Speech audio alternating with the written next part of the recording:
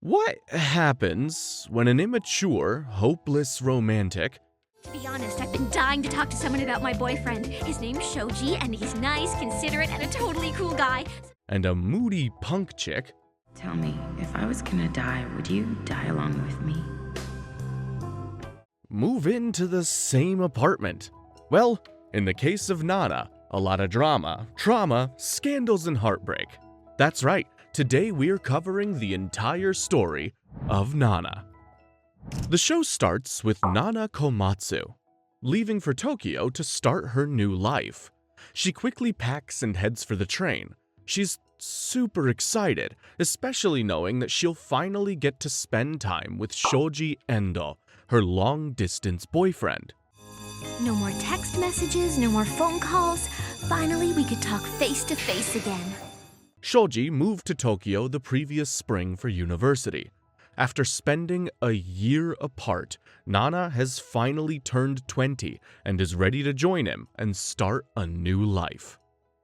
But she probably doesn't realize just how quickly her new life would start forming, as she falls into a punk stranger's lap when the train suddenly breaks during a snowstorm. What happened? Why did we stop? Was there an accident? You okay?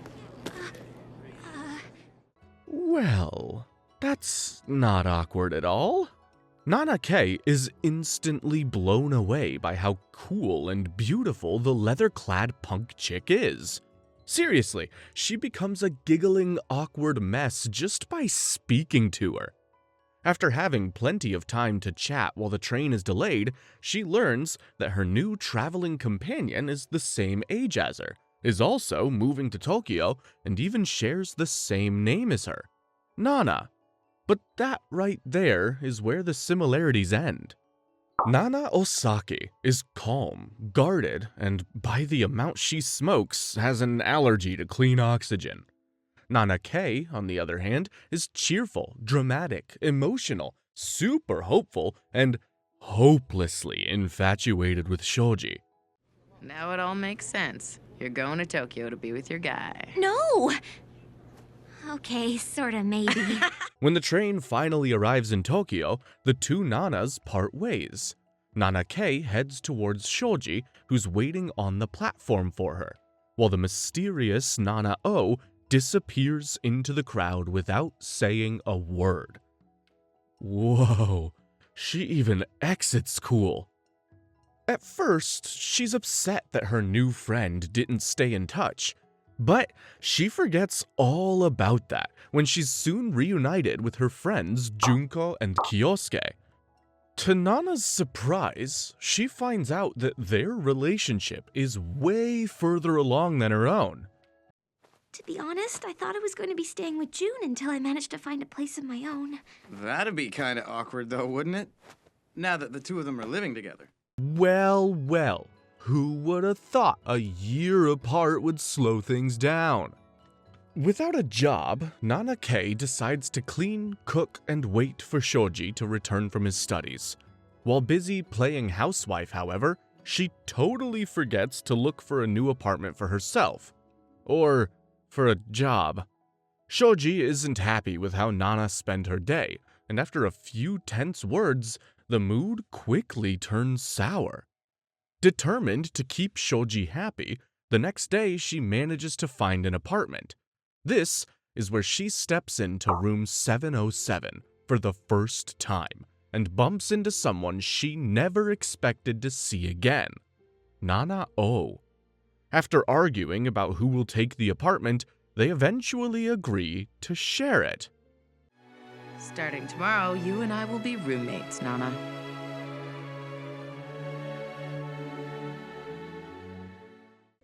Let's hope Nana K doesn't mind loud punk music and the constant aroma of cigarettes. Nana K feels a strange feeling, like warmth in her heart. Little does she know that the chance meeting on the train was the start of the most beautiful relationship of the show. Before the story continues, we jump back to 1999, before Nana Komatsu ever meets Nana Osaki, before room 707, and before she has any idea how messy her life is about to get. Back in high school, Nana was already a hopeless romantic, but not in the cute, harmless way she is with Shoji. Nana explains how she became best friends with Junko in an art class, but it turns out she was more interested in the teacher. After he moved away, she fell for a hipster at the video store, but he wasn't interested. Then came a guy she worked with at a restaurant, and then the pizza delivery guy. Decided I would have to start taking the time to get to know the person before falling in love with them. So, to say she wears her heart on her sleeve would be a colossal understatement. Eventually, she met Takashi, a married older man who would only meet up at a hotel a few times a month. Despite Takashi obviously using her, Nana had fallen in love with him, which made the breakup even more painful. You should have gotten what you could out of him, because he got a free ride. June, how can you say that? I'm just kidding you, Nana. Too soon, June. Too soon. This is one of Nana Kei's biggest flaws. When she falls in love, she attaches herself to that person and starts bending her entire life around them. Just like moving to Tokyo to be with Shoji. After graduation, Nana and Junko started attending art school.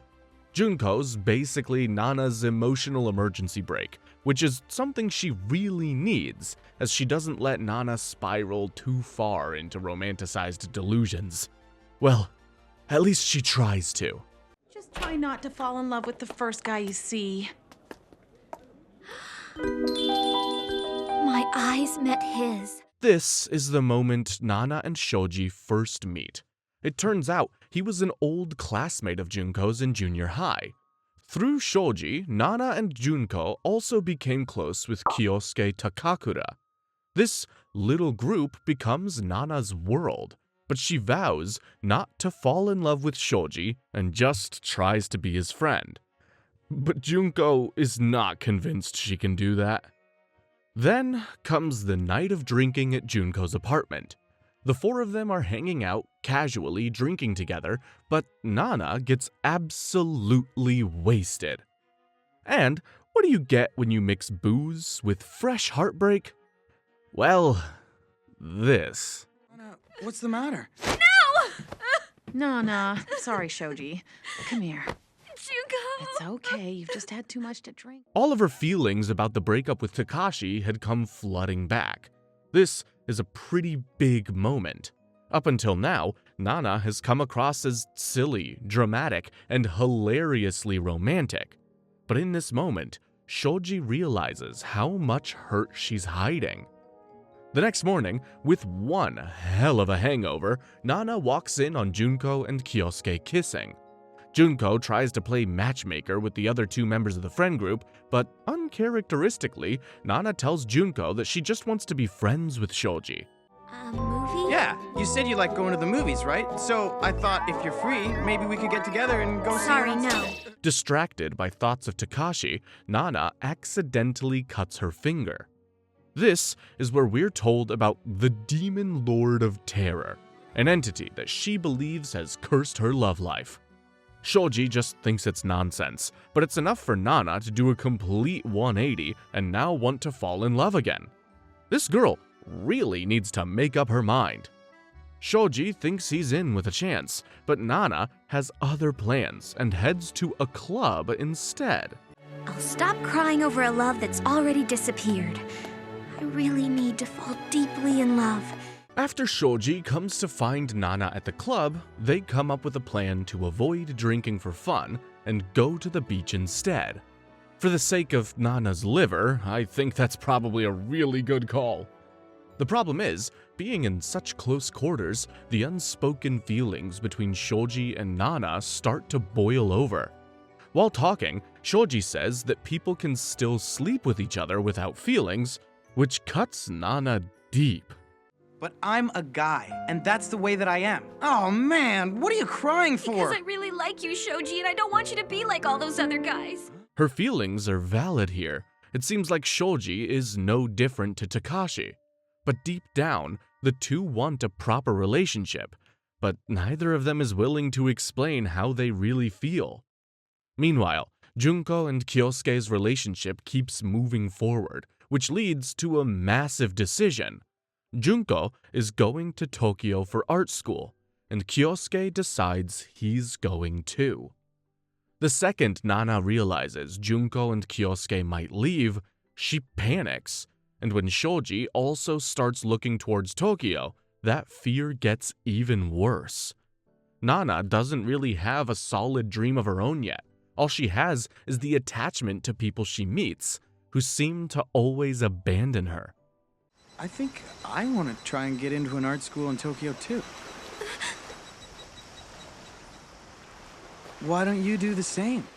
So, Nana does what Nana does best. She tries to follow the people she's too scared to lose. The group starts preparing for entrance exams. Nana and Shoji both try to get into schools in Tokyo, but the results are brutal. They both fail. Ouch. For Shoji, failing hurts, but he can still think practically.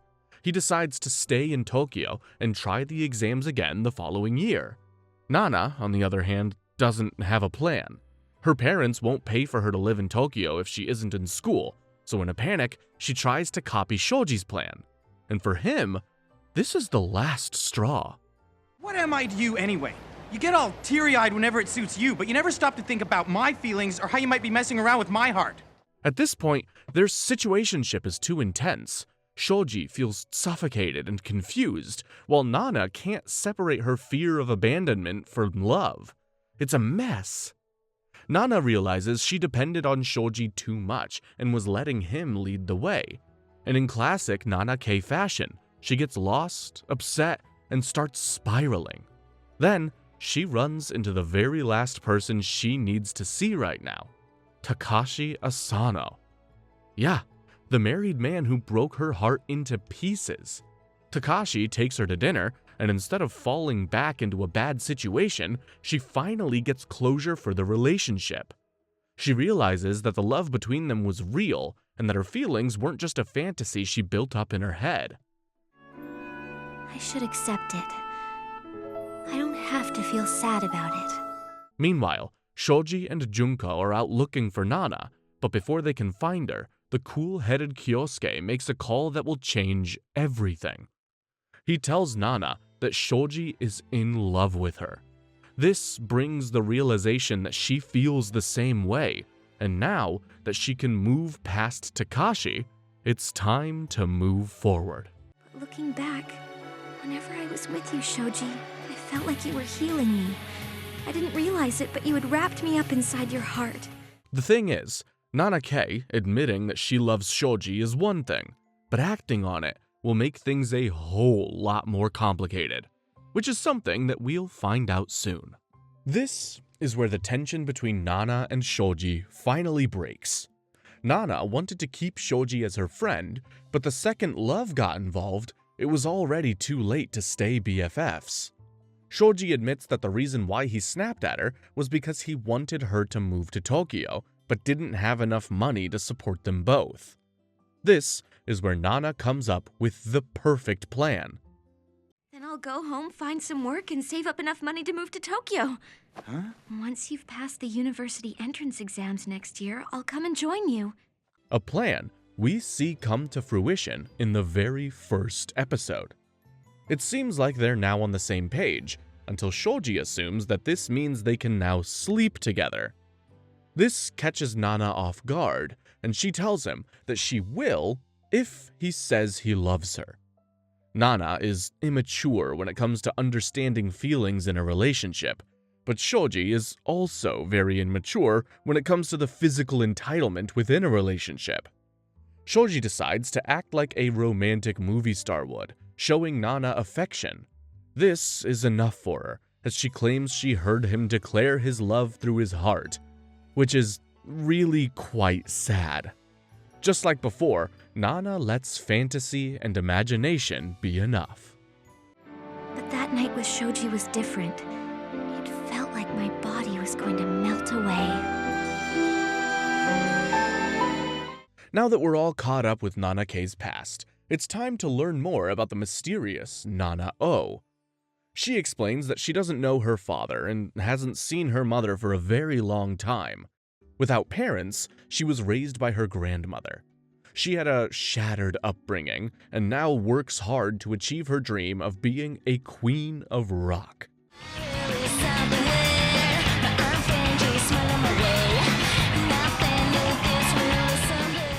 Going by that performance, I'd say she's pretty much there. Nana-o is the lead singer of the band Blast, a popular indie punk band gaining a small following. One of their biggest fans is Misato Uehara. She adores Nana-o. Maybe a little too much.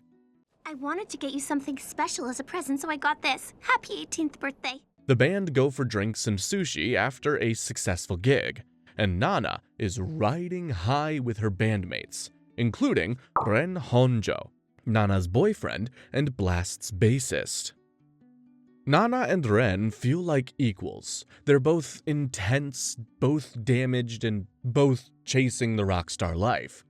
Their relationship isn't the same as Nana-ke's and Shoji's. It feels heavier and deeper, especially with them both being no strangers to trauma. When my mother gave birth to me, she had no idea who the father was. As soon as another guy came on the scene, she ran off and left me. Nana's not the only one who didn't grow up with parents, as Ren was raised in an orphanage. Nana later explains why she wears black, because her grandmother wouldn't let her look feminine in case she seduced men and turned out like her mother. Straight after her grandmother died, she bought a beautiful red dress, the same red dress that caught Ren's eye the first time they met.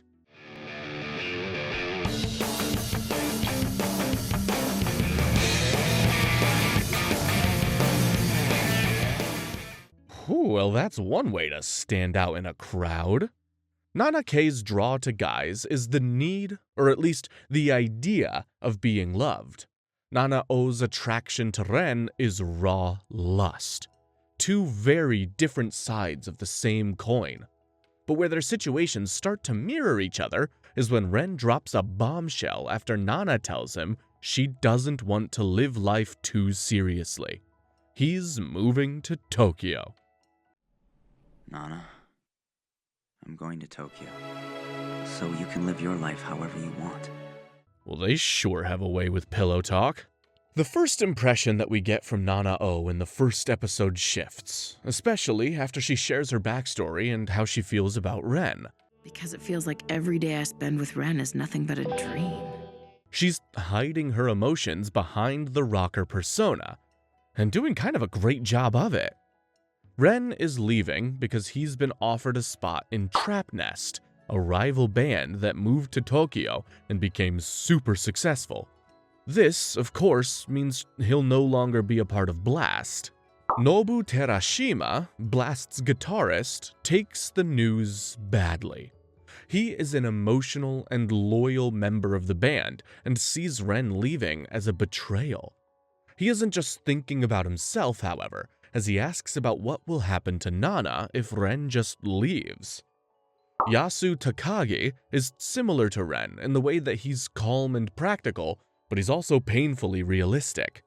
He realizes that if Nana decides to follow Ren to Tokyo, that would be the end of Blast. Worried, Nobu visits Nana-o at the bookstore she works in. How on earth can you be busy? Because I'm reading a book. You should consider trying one yourself instead of reading all that manga. Hey! That feels like a personal attack. Fully convinced that Nana will be leaving, he proposes that they take the band to Tokyo and try to make it big, just like Trapnest. Nobu tells her that he doesn't want to play for any other singer, as he believes that she has what it takes to go pro. Those were the words I wanted to hear from Ren. Nana doesn't understand why Ren doesn't share the same faith in the band and in her talent. Nana-o decides to stay where she is, as she knows if she just follows Ren, she'll end up waiting around for her own big break while Ren makes it as a rock star. This is the exact thing Nana-ke did. She followed Shoji to Tokyo, without anything lined up for herself, and thought that she could continue the life they had by doting on him and letting him be the center of her world. I don't want to be a housewife making dinner, waiting for him to come home and complete my sad little existence. Like I said before, the Nanas are two sides of the same coin. Nana O plans to take singing lessons until she knows she can make it in Tokyo on her own. Unlike Nana K, she refuses to follow her guy if it means taking away her identity. As the train pulls away with Ren, Nana breaks down in tears, knowing the relationship is over. 2 years later, Nana is finally ready to take on Tokyo. Of course, taking the essentials. I won't need anything but my guitar and a pack of cigarettes. This leads to the train, the snowstorm, and two worlds colliding under one name, Nana. Now, we're back where we started, with Nana getting the green light from Shoji to come to Tokyo and the chance meeting on the train. This time, however, it feels different. We know a lot more about each of these girls, but they know nothing about each other. At first, Nana K comes across as a hopeless puppy dog chasing after a guy. Nana O came across as a super cool, laid-back punk chick. Now, we know truly how complicated they are. When I saw your guitar, I figured you must be a professional musician. Oh. In their chat, Nana K explains how she stayed behind until it was time to join Shoji. Then, she passionately says how she'll get a job so she's not dependent on him. This brings a smile to Nana O. Not because she's chasing after a guy, but because she shares the same determination to be self-sufficient like her. After the two girls go their own ways, Nana K is finally reunited with Shoji, Junko, and Kyosuke. It feels so great to be here. Being together again, it's just like the good old days. She feels like she's just slipped right back into the old dynamic, but a year is a long time.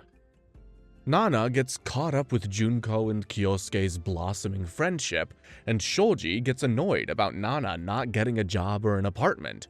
Of course, now we know why he acted this way. You promised me that if you came here, you'd find a job, so that way you could take care of yourself. Is that all the thanks I get after everything I've done for you today? Thanks a lot, Shoji!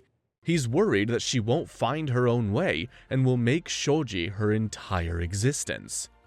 The next day, Nana takes her first steps at being independent. She finds an apartment, bumps into her new acquaintance from the train, and agrees to share room 707. Now, we're up to date again, only with a much better understanding of the emotional luggage these girls have been carrying, especially when it comes to heartache. Nana K tells Junko about her new apartment, but she doesn't react in the way that she hoped, getting worried instead. You never know. She might be a crazy serial killer or something. Don't be ridiculous! How can you be sure? You're moving in with a total stranger. She kinda does have a point. Nana K waits at Shoji's apartment for him to finish up at his waiter job, but as it gets later and later, her mind starts running away with itself. She tries calling, but he doesn't pick up, so, using Nana logic, she thinks Shoji must be cheating. Who do you like better, me or that country girl of yours? No contest, Sachiko. It's you.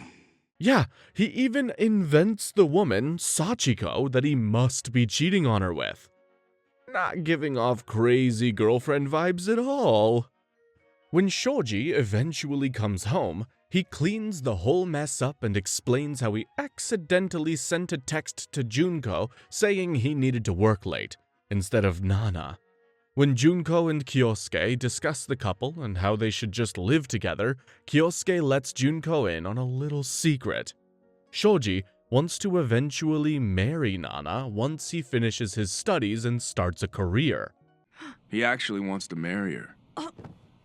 Marry her? That's crazy! He's only 20 years old! He knows that. I don't think he wants to do it right away. That's right. Shoji wants Nana to be independent until he can support her himself. In fact, he wants to be with Nana so much that he's thinking about quitting school and getting a good job so he can fast-track the plan. Meanwhile, when Shoji learns about the new living arrangement, he's just as concerned as Junko. He's so worried, in fact, he asks her to move in with him. Before now, it would be a no-brainer, but now Nana wants to prove to Shoji that she can be independent. Thing is, you're too nice, and if we lived together, you'd spoil me, and I'd rely on you for everything. I don't ever want to become a burden to you, Shoji. Shoji, Junko, and Kyosuke head to room 707, and they instantly recognize the number as being associated with the Demon Lord.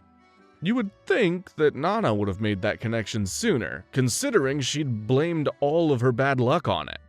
Stepping into the apartment, they're met with Yasu, who's hung up his drumsticks to become a lawyer. Shoji, Junko, and Kyosuke accept that their Nana will be okay, and the two new roommates are hopeful about the arrangement. It was just one of those feelings that you can't describe. Like it was meant to be.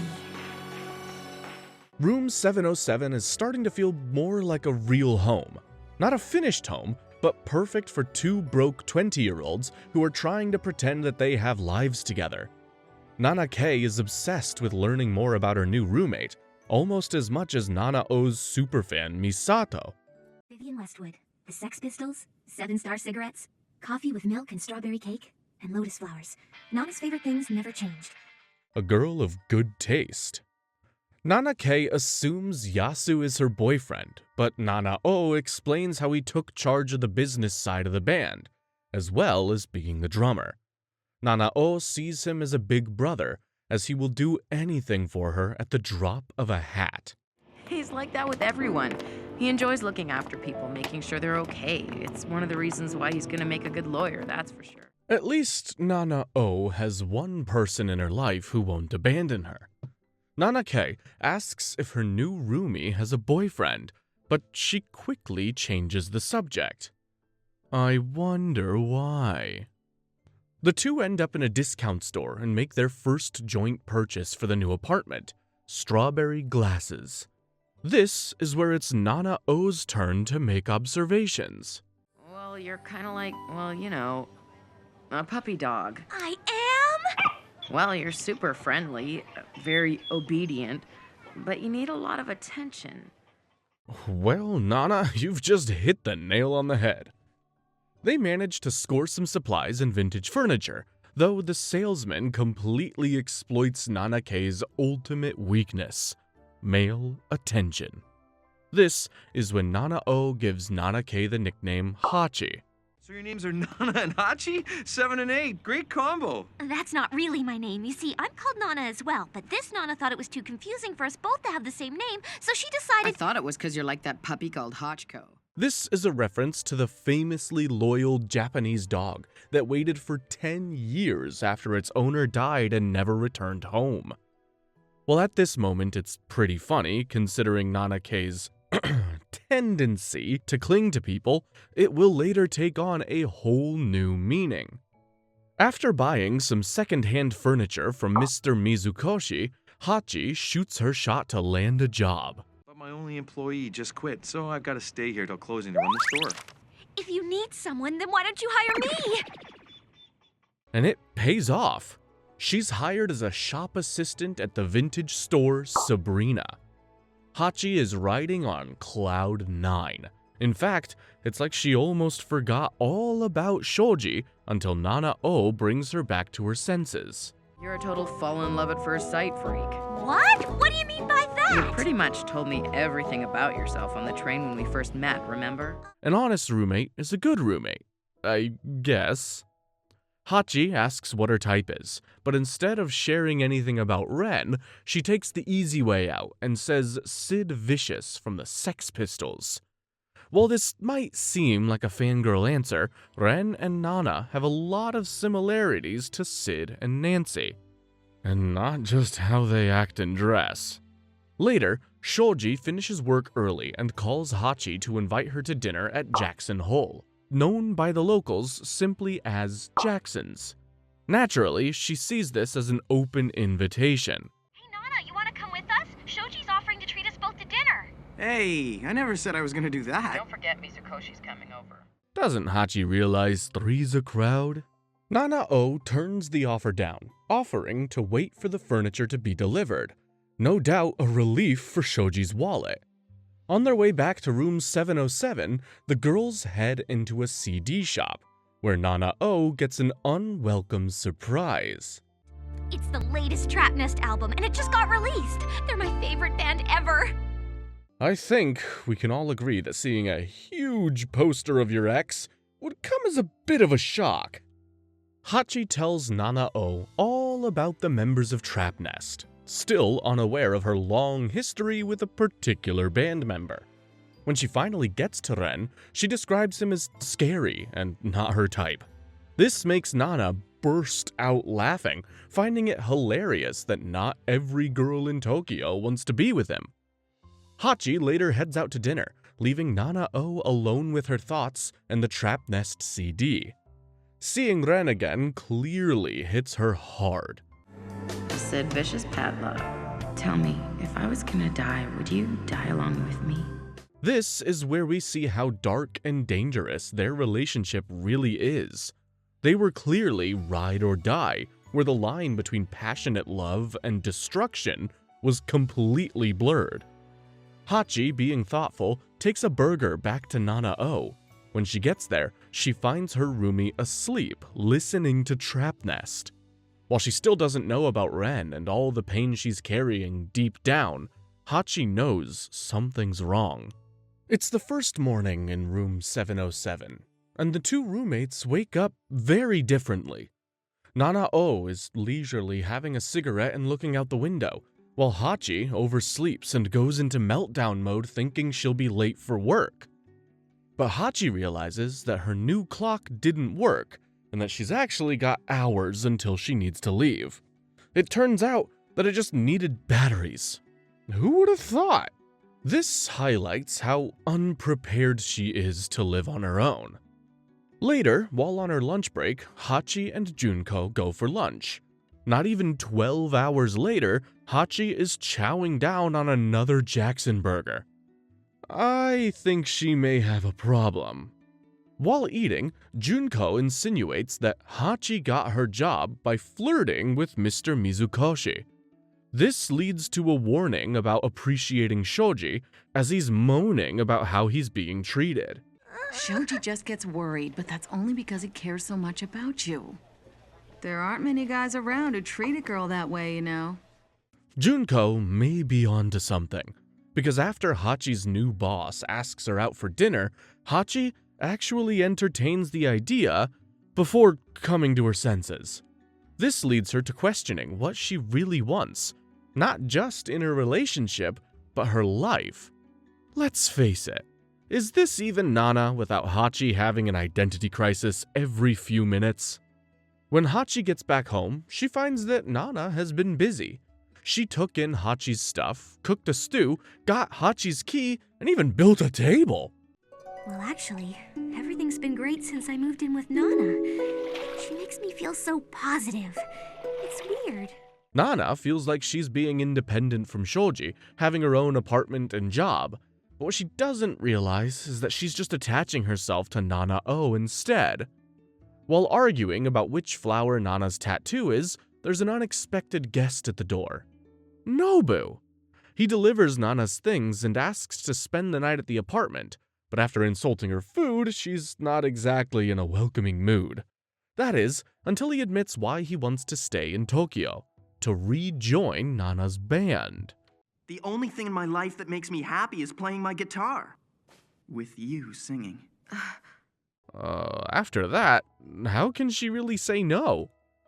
After a call with Yasu, it turns out that Nobu was there to join forces with Nana. After all, she has the voice and he can create music. To make things even better, he already has Blast's return song, Nana's song. Song had no lyrics, so you just made them up using any words you could think of, whether they made sense or not. It was like he put a crazy spell on me. This is the final piece of the puzzle, the thing that completely binds Hachi to Nana Osaki. After their impromptu rock show, the neighbors complain and remark that room 707 must be cursed. This sends Hachi into yet another meltdown. Nobu doesn't exactly calm things down either. But you know, the rent for this place is so cheap, you might be right. I mean, I guess it could have happened. You think so? You really think it was a murder? This leads to Hachi offering Nobu her bed so that she can sleep in Nana's room, as she's scared there might be a ghost lurking around. Oh, I'm sure Nana-o is going to appreciate that. While Nobu gets comfortable, he tells Hachi about how popular Nana was at home. Wanting to help her roomie achieve her dream, she starts helping them find new band members. She even offers up her own skills on the tambourine, which gets shut down fast. Later, Hachi invites Shoji out to Jackson's, where the cracks in the relationship start to show. Maybe you should try to consider how I feel. Why should I be the one who has to work around your schedule all the time? Well, that's kinda hypocritical. Especially as Shoji did insist Hachi stand on her own 2 feet and build a life outside the relationship. In fact, Shoji is jealous of the new life that she's creating. I just remembered, did you text message me last night? Huh? No biggie. Guess it wasn't anything important. Before leaving, Hachi had texted Shoji to say, "Shoji, I'm on my way home, call me when you get off work." But Shoji never replied, and instead of owning that, he somehow turns it back on Hachi. He points out that she was not exactly worried sick about him either, which is rich considering he's the one who ignored her message in the first place. This is pretty manipulative, especially considering Shoji has always made out that he's been suffocated by Hachi's affection. So what do you want, man? An independent partner, or a lovesick puppy who creates imaginary love rivals when you don't text back quick enough? Shoji was probably feeling bad because he didn't call me back. That must have been why he came to see me at work. This leads Hachi to believe she's the one in the wrong and that she's being inconsiderate. She plans to surprise Shoji at work, but not before a potential new band member walks through the door of Sabrina. Of course, Hachi starts crushing on him, but Shoji isn't exactly acting faithful either, as he thinks the new staff member at the restaurant is hot. It's nice to meet you. I'm Shoji Endo. I'm Sachiko Kawamura. Nice to meet you too. Her name is Sachiko. Does that name ring a bell? Well, it should. Sachiko is the name of the imaginary girl Hachi believed Shoji was cheating on her with. Back at room 707, Shinichi, who goes by the name Shin, tries out as the bassist for the band and blows them away. In fact, he's a little too good. It reminds Nana of Ren, and the fact that Shin's idol just happens to be her ex puts a spanner in the works. Even though I like Trapnest, I mostly listen to them because I'm a big fan of Ren's. I played guitar for a long time, but when I heard him play, I decided to switch to bass. Can someone please just let Hachi and Shin know about the history between Blast and Ren? This is torture! Shin taking inspiration from Ren's style makes it a lot easier for Nana-o to sing along to, but the Blast singer has one condition: play better than Ren. With the deal struck, all that's left is for Hachi to gloat about discovering the new band member. How will Nana-o ever thank her? Thank you, Hachiko. Sorry, Shoji. I just made out with someone else. But it was a girl, so it doesn't really count, right? Calm down, Hachi. I don't think it's that deep. After work, Shoji realizes that he and Sachiko take the same train home, just one stop apart. Shoji offers to get off at her stop to walk her back home, which Sachiko finds sweet. It's clear these two have an instant connection, which spells trouble. Back at room 707, Hachi isn't exactly keeping her mind on Shoji either, albeit with new confusing feelings about Nana. Felt a lot like falling in love. Even though in many ways I was still a child, you helped me learn to fend for myself in the real world. After moving to Tokyo, buying clothes, helping set up room 707, and trying to live out her cute fantasy life, Hachi realizes that she's overspent. Badly. she checks what she has left and finds that there's just 2,200 yen left. She came to Tokyo for romance, excitement, and adventure, but in her naivety, she didn't realize rent, food, transport, clothes, and furniture add up really fast. So now you have a pile of clothes, but no paycheck to cover your living costs. I know, isn't it horrible? Do you think I got ripped off by it? It's your own stupid fault. Welcome to the real world. Learning that Nanao is sensible with her money, Hachi thinks it solves the problem of rent and bills. Nana is quick to remind her roomie that she's not there to look after anyone but herself, and that they agreed to pay their own way. Split the rent and bills 50-50. If you can't pay your share by the end of the month, then I'm throwing you out.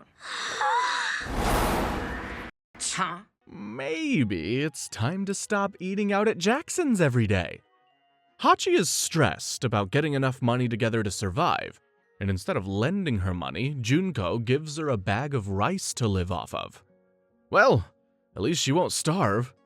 At the prospect of eating plain food, she jumps at the chance of eating out with Mr. Mizukoshi. Not as a romantic date, but just to get some decent food. Start thinking about where you want to go. Oh well, it's okay, right? I mean, it's only dinner. He's just being a friendly boss, that's all. I really don't think Shoji will see it that way, though. Speaking of Shoji, after Kyosuke sees his best friend talking with Sachiko, Shoji explains how they work in the same place and study at the same school. Kyosuke never minces his words and reminds him that Sachiko is his type. Whatever, stuff happens. Hey, it's not like that between us. Right. Good for you for having the self-control. It seems like Hachi's luck is really running out, as after dinner, Mr. Mizukoshi needs to tell her something. She thinks it's going to be a confession of love, but it's much worse than that. Sabrina is closing down, so now she's not only broke, but she's unemployed. Meanwhile, Shoji and Sachiko are running for the train. When her shoe falls off, they miss their ride home. But this is where the plot thickens. Sachiko did it on purpose to force Shoji to stay with her for longer.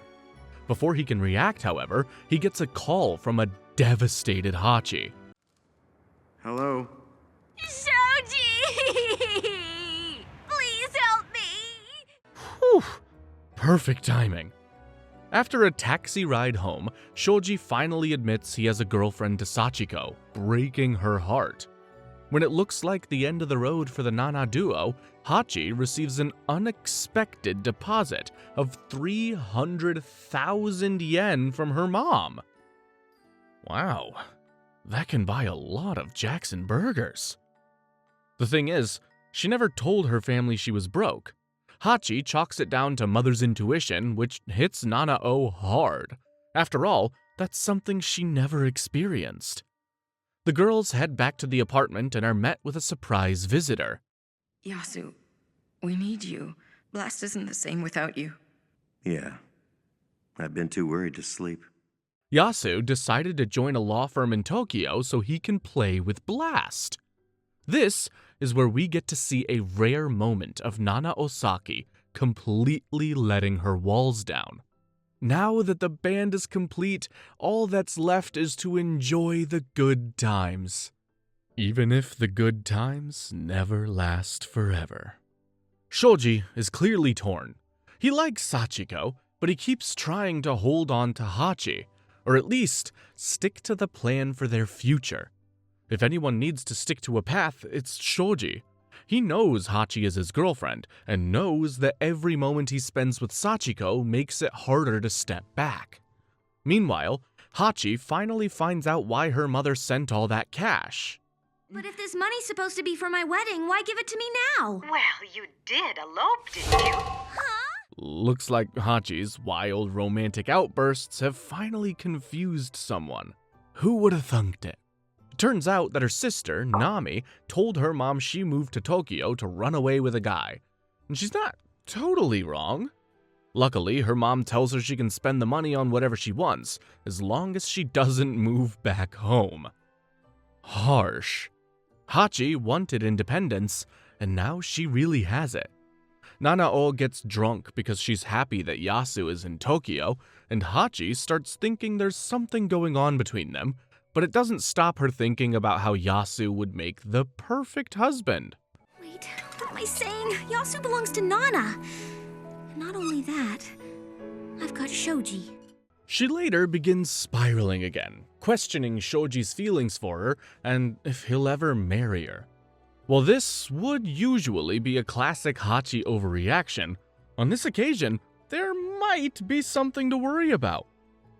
Learning that Shoji is putting himself in a dangerous spot by getting close to Sachiko, Junko steps in. You hid the fact you had a girlfriend so you could hit on this other girl. Junko, you know I'm not capable of doing something sneaky like that. Not on purpose, no, but you're not thinking. You're completely clueless. She tells him that he's breaking Sachiko's heart and that he needs to cut things off for now. Shoji tries to reassure Junko that he wants to marry Hachi, but he's not buying it. This is where things get super awkward. Sachiko heard everything. The guilt starts eating at Shoji, so he decides it's time to cut it off and focus on his plans for Hachi. After work, he speaks with her about the situation, but struggles to find the words. While this is happening, Hachi tries to call Shoji to tell him she managed to get a new job at a publishing agency, but he doesn't answer. He's too busy noticing how much Sachiko loves him, which leads to the unthinkable. Because love and pain are inseparable. It's more painful as you drown in it. Ah, Shoji. What have you done? Shoji has passed the point of no return. He has betrayed Hachi. Shoji knows he has to end things with Hachi if he wants to be with Sachiko. He knows he can't keep double timing them forever, but he's too cowardly to own up to anything. He tries to somehow validate what he did by admitting to Kyosuke and trying to tar him with the same brush, but Kyosuke has a mature outlook on relationships. I wouldn't cheat because I'm scared of losing, Junko. Shoji and Hachi later go out for dinner, but instead of coming clean, he becomes distant and even tries to pick flaws with how Hachi is acting. His plan is to make Hachi call the relationship off. That way, he won't have to admit anything and he can quietly be with Sachiko. Hachi starts blaming herself for the way Shoji is acting. If he doesn't invite me back to his place, we're not going to be able to make up. But at least her job at the publishing agency is taking her mind off things, although it's not a happy distraction. She's bored of just running errands and riding cramped trains twice a day. What instantly changes her mood, however, is the news that Blast is having their first Tokyo gig.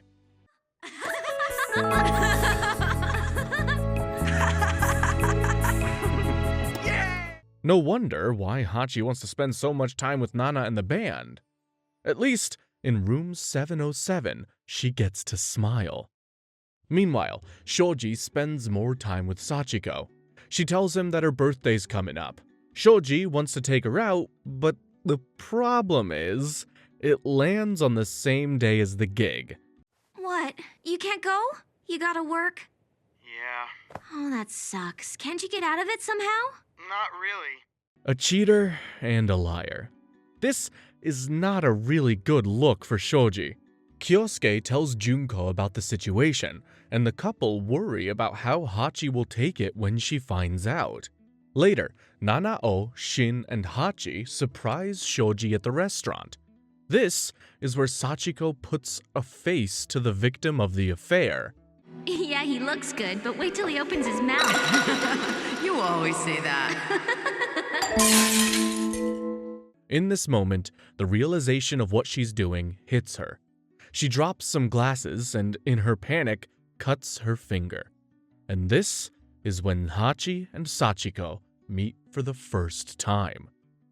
So, where's Shoji at during all this? Hiding in the bathroom in shame.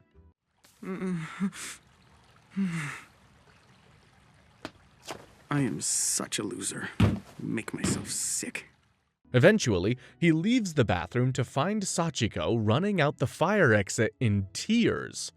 After meeting Hachi and realizing how sweet she is, her guilt takes over and she calls the relationship off.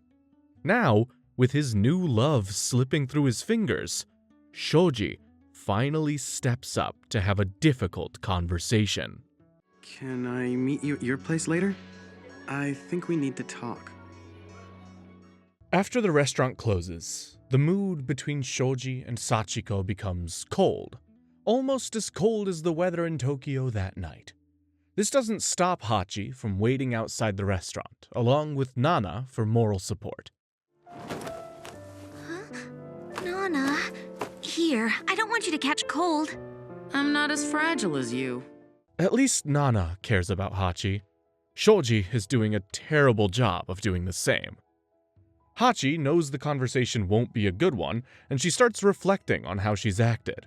She even admits that she pretends to be more naive than she actually is, so Nana will like her more. This is the moment where Shoji chases after an upset Sachiko, and Hachi sees her boyfriend holding up another girl.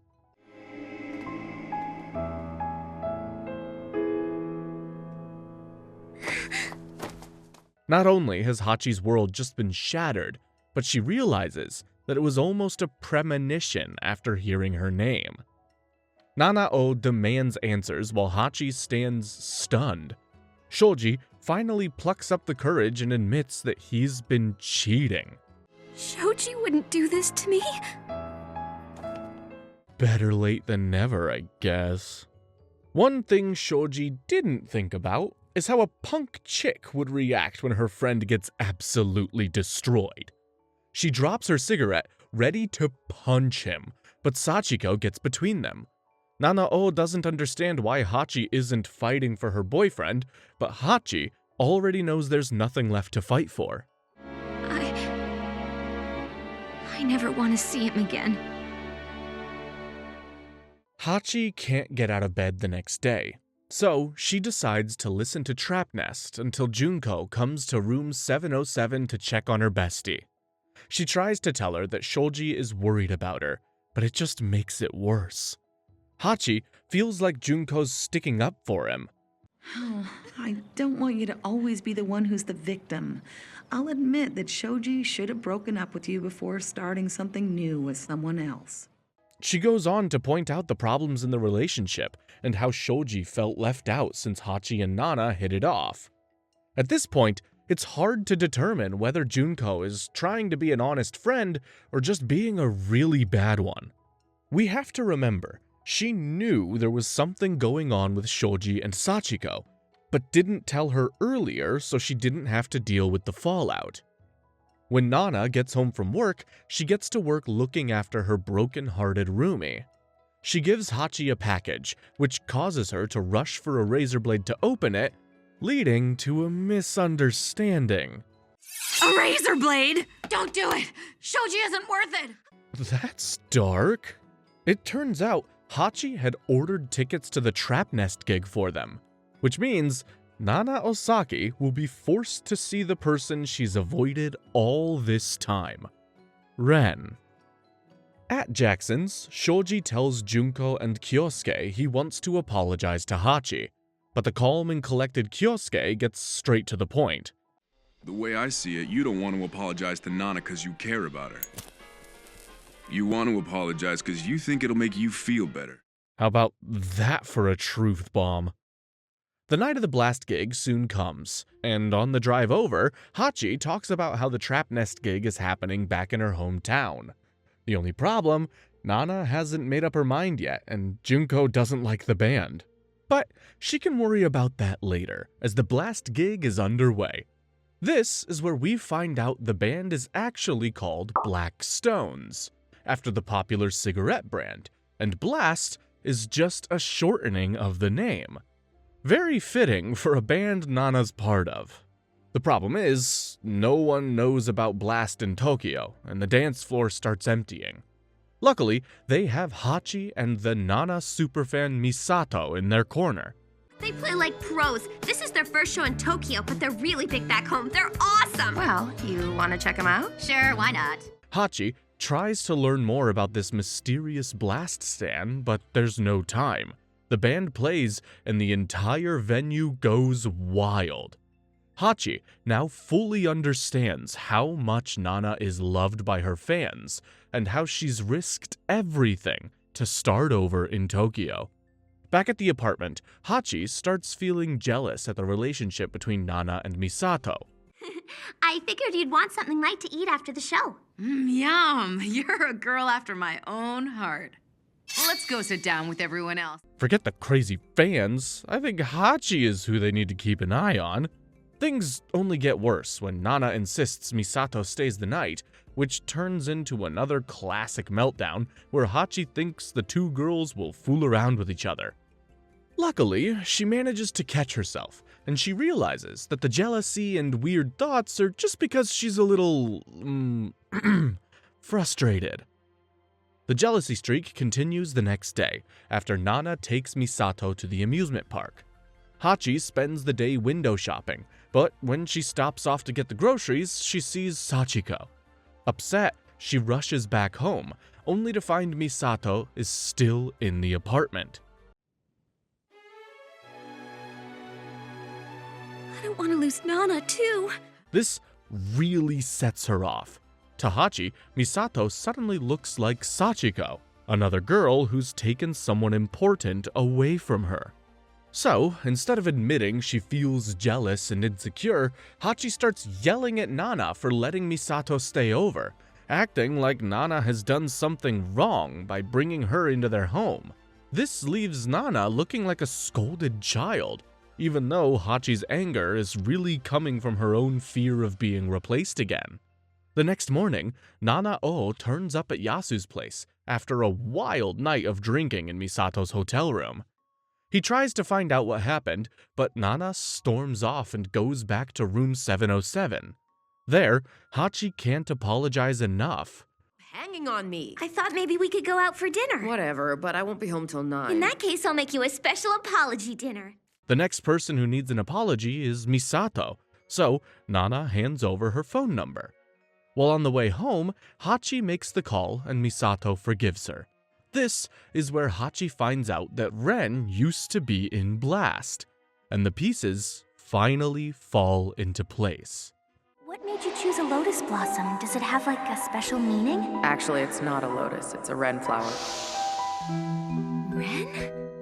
Finding out the girl you're obsessed with once dated a member of the band you're obsessed with would kinda be trippy.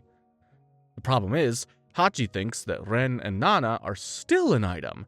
That would explain why her roomie's always going out in expensive designer clothes in the middle of the night to work. The news is too big for Hachi to do something sensible like going back to work, so she goes home.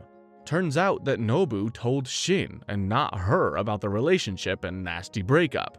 But Shin, why didn't you tell me? You could have given me some sort of clue. Well, no one in the band ever talks about Ren. It's like it's off limits. Nobu tells them about how Ren just quit the band without telling him or Nana. While this felt like a betrayal to Nobu, it spurred Nana to become a rock star in her own right. Later, Hachi struggles not to mention everything she's found out. But before she blurts it out, Nana suddenly accepts the Trapnest gig invitation. Weird. I wonder if she wants to see Ren after all. Is she still in love with him? This is enough to keep Hachi quiet, believing that they might rekindle their relationship at the concert. This is when the hopeless romantic side comes flooding back, believing it will be a beautiful reunion. But as this show has taught us, life is much more complicated and messier than that. Once again, the two Nanas find themselves on a train, only this time the sun is shining and they are no longer strangers. Back in Hachi's hometown, Nana can't help but enjoy the change of scenery and getting to know her roomie's family. After all, she never had a family of her own. For Hachi, being home just brings back painful memories. Is it the same guy? The one who always used to come over when you were in art school? Shoji, wasn't it? I think there's been a misunderstanding. You see, I'm Nana's roommate in Tokyo. Oh, really? If she ever needed you to have her back, it is this trip. Nana Osaki is introduced to the Komatsu household and is immediately compared to Hachi. You have the same name, but you're so different from her. Shut up! You poor girl. Too bad. Getting burned by your mother. Savage. Nana O makes up for it, though, by telling her family how great their Nana is. The girls eventually get onto the subject of mothers, and Nana O lets her know she never really had one. She then says how much she loves being in a family dynamic for the first time. I never knew my father. My maternal grandmother raised me, but she died when I was 15. Hachi starts crying, but not because she's sad, because she's happy that Nana has let her walls down and confided in her. Nana says that she doesn't want Hachi feeling sad and that she'll talk about anything. Hachi uses this as an opportunity to mention Ren. Now, Nana O knows why she was invited and thanks her for caring. At the gig, while Nana has her last smoke before going into the hall, all the old memories of the band come flooding back. She gets so lost in her thoughts, in fact, she barely makes it in time for the start of the gig. That's where she sees Ren again, in person.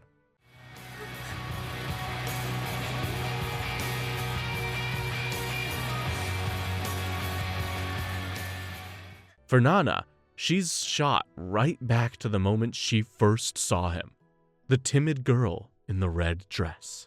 After the show, it's clear that despite Ren being part of Trapnest, there's still a disconnect. While they mock the small-town vibe, Ren is backstage on his own, calling Yasu. Yasu, Nana's here! Have you guys finished the concert already? No, not yet. We still gotta do the encore. While Hachi thinks he didn't see them, in reality, Ren is freaking out.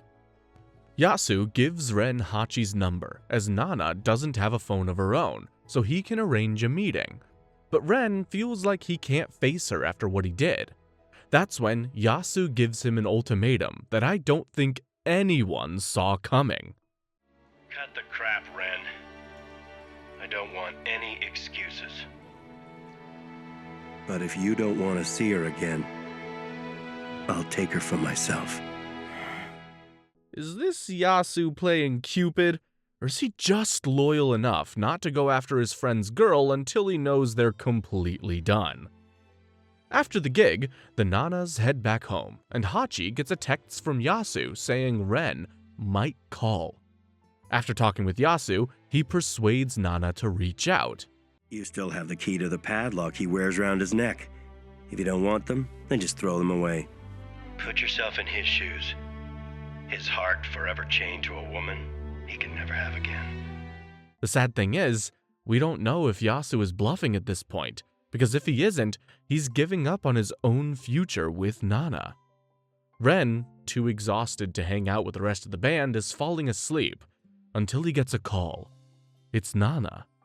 Suddenly, the cool Sid Vicious act drops as he awkwardly tries to speak. He agrees to meet her at the hotel, and Nana seems ready to give her former flame the key to the necklock back. But Nana gets stopped by security. Ren quickly steps in and rushes her to his room, and the moment they're alone, it's like they were never apart.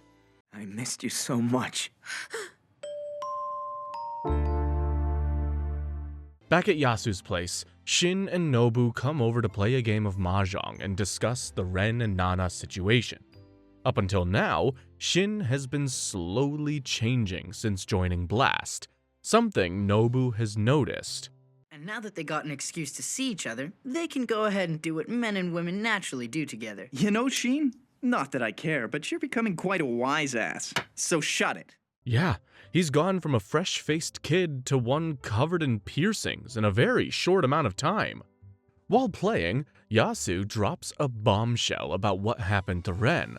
It turns out that Ren initially turned Trapnest down, but after speaking to Yasu, he was persuaded to leave Blast. Nobu says that they should invite Ren over next time, but Yasu explains that he still feels like he abandoned his friends. Nobu says it's all in the past, and that it's not like him to cling on to old feelings. Yasu then gives us an insight into Ren. That's not like him at all. Actually, that's exactly like him. I wonder if someone so sensitive is gonna last in the world of major record labels. Behind the cool, badass exterior, Ren's actually a super sensitive guy. Back at the hotel, Ren and Nana share a bath. Sitting here like this with you, it's like a weird trip back in time. Remember how you and I used to have a bath with each other every day, talking about anything and everything? While thinking about their old apartment, Ren tells Nana how he used to hide in the warehouse that eventually became apartments. He would break out of the orphanage and just play guitar all day. Nana is taken aback, as this is the first time he's shared the story. These two are so similar, especially when it comes to not talking about past dramas. Ren mentions how he would like to one day go back to their old apartment when both of them retire. This reminds Nana of the reason she didn't follow him to Tokyo.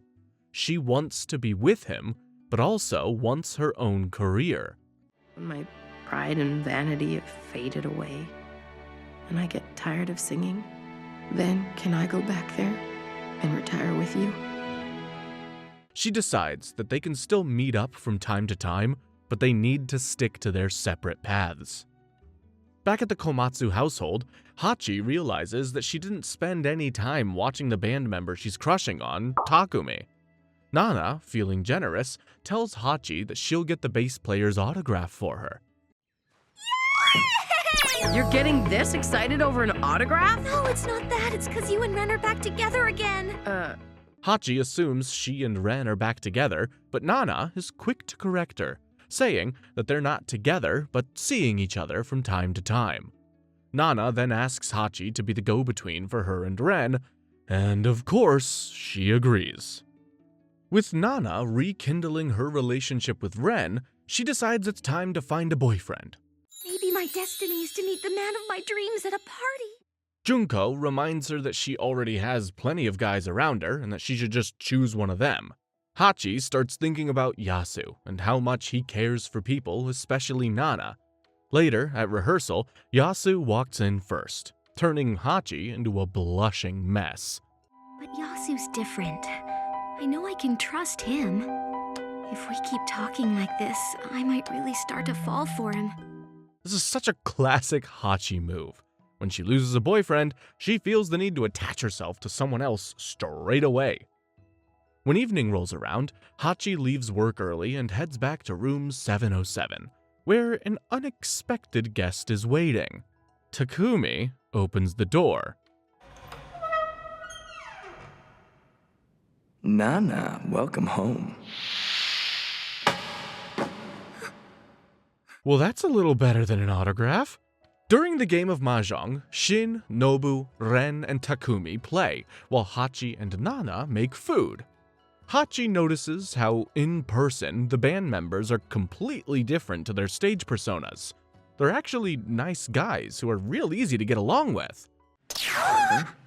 These tomatoes are delicious. Where'd you get them from? Cool. A tomato! Takumi likes tomatoes! Very smooth, Hachi. You're not fangirling at all. When Yasu turns up, Hachi finds out that he and Takumi went to the same school. Yasu admits that he didn't want to be Takumi's friend back then, as he was pretty reckless. After playing a few of the same gigs, the two became friends. It comes out that Nobu has a huge crush on the Trapnest singer Reira. Takumi offers to invite her over, and Yasu's past with her is revealed. He used to date her. Reira and I were seeing each other back when I was in the old band with Ren. We broke up before I even met you guys. Hachi feels deflated, believing that she can't compare with the beautiful and talented Reira. She thinks she just can't compete.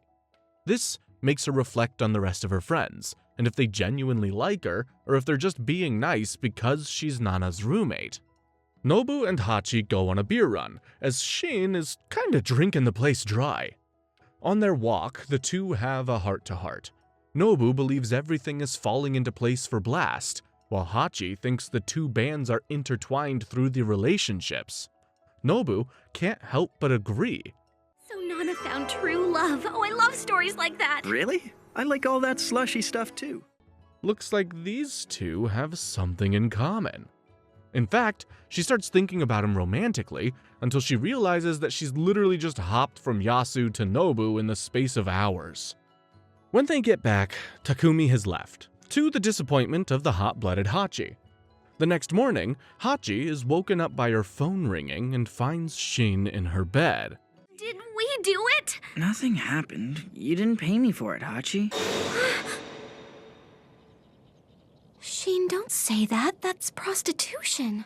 Panicked, Hachi asks if they slept together, and Shin reassures her that nothing happened, casually revealing that the people he sleeps with pay him and that he doesn't do any charity work. It turns out that after running away from a nasty childhood, he got sucked into a prostitution ring run by an older flight attendant that he met. Yeah, this is one of the darkest backstories of the show so far. The phone then rings again. It's Yasu reminding Hachi that she's several hours late for work. She eventually turns up at the office, but this is the last straw for the publishing agency. Sakagami! I think the boss just fired me! Of course he did. Turns out, slacking all day at work and arriving late after drinking too much is kinda enough to get you fired. Once again, Hachi finds herself unemployed. For a little while, she has a pity party, but that's when Takumi calls. He just happens to be close by, so Hachi jumps into his car and they go out for dinner. During the drive, things are awkward, as Hachi doesn't see Takumi as a guy. She sees him as a rock star. Okay, now you're starting to make me feel a little nervous. What? How come? Well, because I never expected in my wildest dreams that we'd be meeting up like this. But Takumi is saying all the right things. Suddenly, the car stops, and before Hachi even has time to react, Takumi just reaches over and kisses her. Understandably, she's like a deer in headlights. She soon realizes that for him, this is just a one-night stand. She questions her own intentions, but decides to go to his hotel room anyway. They order room service, he tells her to take a shower, and then orders her to warm up. What a gentleman.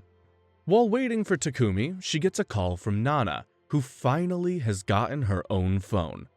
Despite sharing everything, this time Hachi lies to Nana. So you have some other friend who lets you sleep over that I don't know about? Is it a boy? No, I'm over at June's. I'm just teasing. You don't have to freak out. Alrighty then, guess I'll just have to figure out the phone on my own. Hachi feels ashamed about what she's doing, but thinks this is a way to find true love, just like Nana. She found love with a rock star, so maybe it'll work out for her too. But it's too late to turn back now. I can't tell him that I want him to love me. The sad thing is, deep down, she knows that Takumi is likely just treating her like other female fans, a one-off bit of fun. Hachi tells Junko to cover for her, which instantly gives it away that she's got a new guy in her life. Meanwhile, at the hotel suite, Takumi leaves after he's done, leaving Hachi feeling empty. Later, while riding the train, Trapnest members discuss how successful Yasu has become. Reira is shocked to hear that he has moved to Tokyo to follow music, despite telling her that he would never do it. What I don't get is why he decided to change his mind now. Well, Ren thinks he knows why. He thinks Yasu is in love with Nana. When Blast meets to rehearse, Yasu shares the news that they have another gig. Meanwhile, Hachi is determined to find a job. Unfortunately, she keeps getting rejected, mainly because she told them that she got fired for being a slacker. Not exactly what new employers want to hear. Nana tells Hachi she needs to find a job she loves, like when she worked at Sabrina. This reminds her of Mr. Mizukoshi and the massive crush she had on him. So tell me something. Mizukoshi and Takumi both have long hair. Do you have a fetish? No, I do not! Why are you overreacting? Because you're being weird and it's freaking me out! Well, that didn't make her sound guilty at all. Hachi decides that she will keep Takumi a secret, especially after he ignored her text message, proving what she already suspected. A month later, Junko and Kyosuke are sitting down for breakfast and discuss how much Hachi has changed. She no longer talks about the Demon Lord or bad omens. In fact, they've barely seen her. They realize they don't know if she's got a job or a boyfriend. How is she getting by? Well, she's surviving. She said she's been doing odd jobs here and there to make ends meet. It turns out that she's been doing odd jobs around Tokyo. One such job is advertising new products on the street, which she says she enjoys. Better yet, it pays well. After rehearsals, Shin and Nobu make plans to watch the Trapnest gig the following day.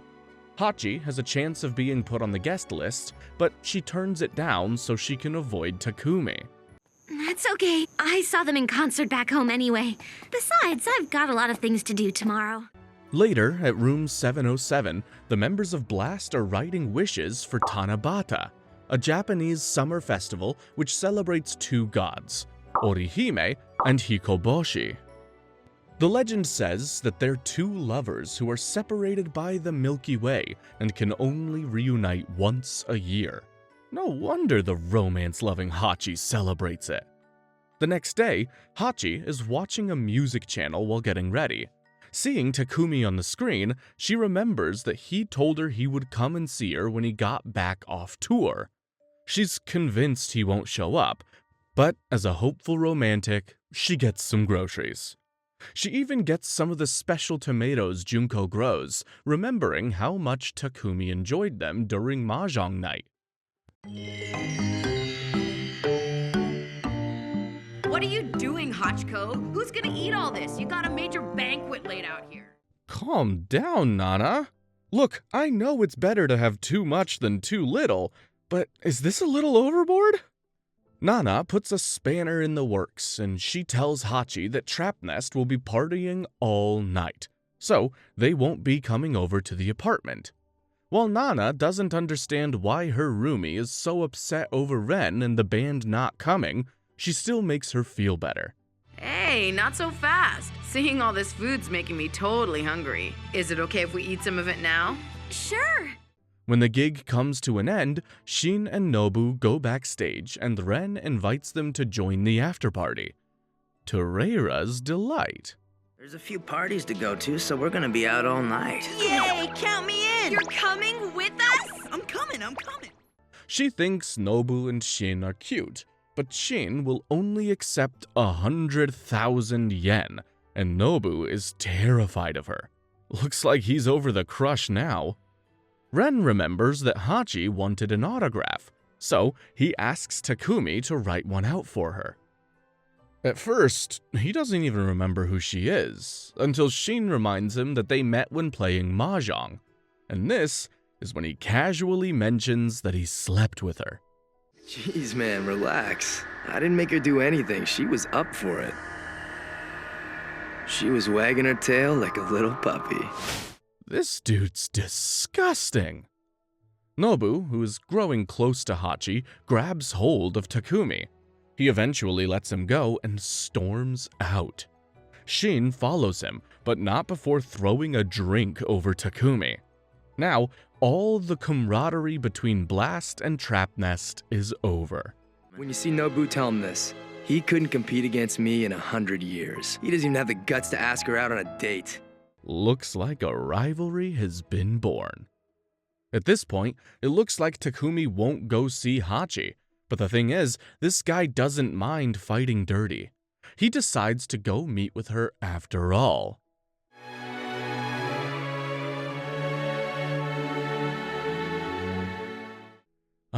This can only end badly.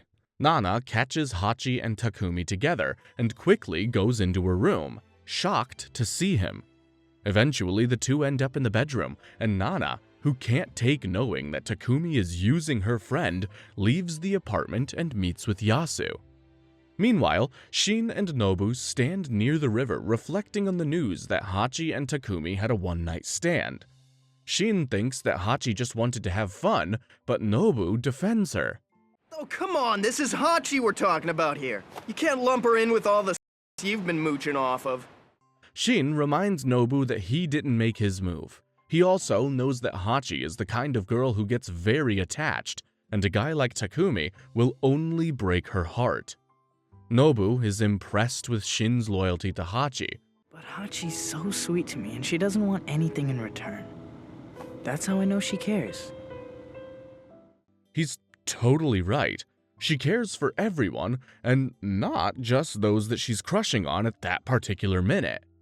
Shin tells Nobu that he should go and get her, if not for himself, then to save Hachi from being treated badly. In another part of town, Yasu bursts into a restaurant at 4 a.m. after Nana leaves him a message saying she needs help. It turns out that she just forgot to pick up any money, or at least that's the story she's going with. Yasu can tell there's something up, and eventually she comes clean and tells him Takumi is at the apartment. Back in room 707, Takumi and Hachi get onto the topic of relationships. Takumi says that he has no other girls, but Hachi isn't buying it. Right. I might be stupid, but I'm not stupid enough to fall for that. Huh? Bet you have girls hanging all over you. No, that couldn't be further from the truth. I lead a pretty lonely life. You expect me to believe that? According to him, the band takes priority and he's too busy for a relationship.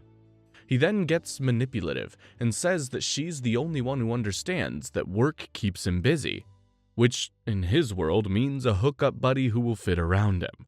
And sadly, Hachi buys it. Well, the truth is I'm a Trapnest fan first and foremost, then a fan of Takumi's. If you're not working hard on the music for the band, then what's the point? This is where we see his true nature. After Nobu challenged him, he becomes calculated, controlling, predatory, and no doubt willing to turn Hachi into a weapon. Nana, I won't lose you to anyone. I want you all to myself. Back at the restaurant, Yasu is worried about Hachi's new boyfriend, as he knows how much of a womanizer he is. Nana, on the other hand, is willing to put her concerns aside and support her friend, even if it's a bad decision. In the cab ride home, Nana says how she's losing everything to Trapnest. First Ren, and now Hachi. But Yasu is in the same boat too. First of all, my girlfriend up and leaves me so she can move to Tokyo with the band. Next, they go and headhunt my best friend. Wow, that really puts the trap in Trapnest. Yasu remembers one of the last chats he had with Ren before he left. Ren said he wished Nana was his, someone he could keep all to himself. But unlike Takumi with Hachi, he loved Nana enough to respect her dreams and not just claim her. After spending time with Hachi, Takumi leaves, claiming he needs to do some work with the band. The problem is, Nana tells her that he's hanging out with Ren. Maybe he isn't working after all. No, I have to believe in him. I'm different from all of the other girls. He trusts me because I understand him. Poor Hachi.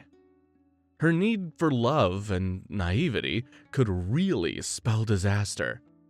At that moment, Nobu shows up at her door. He tries to pluck up the courage to tell her how he feels, but he just can't do it.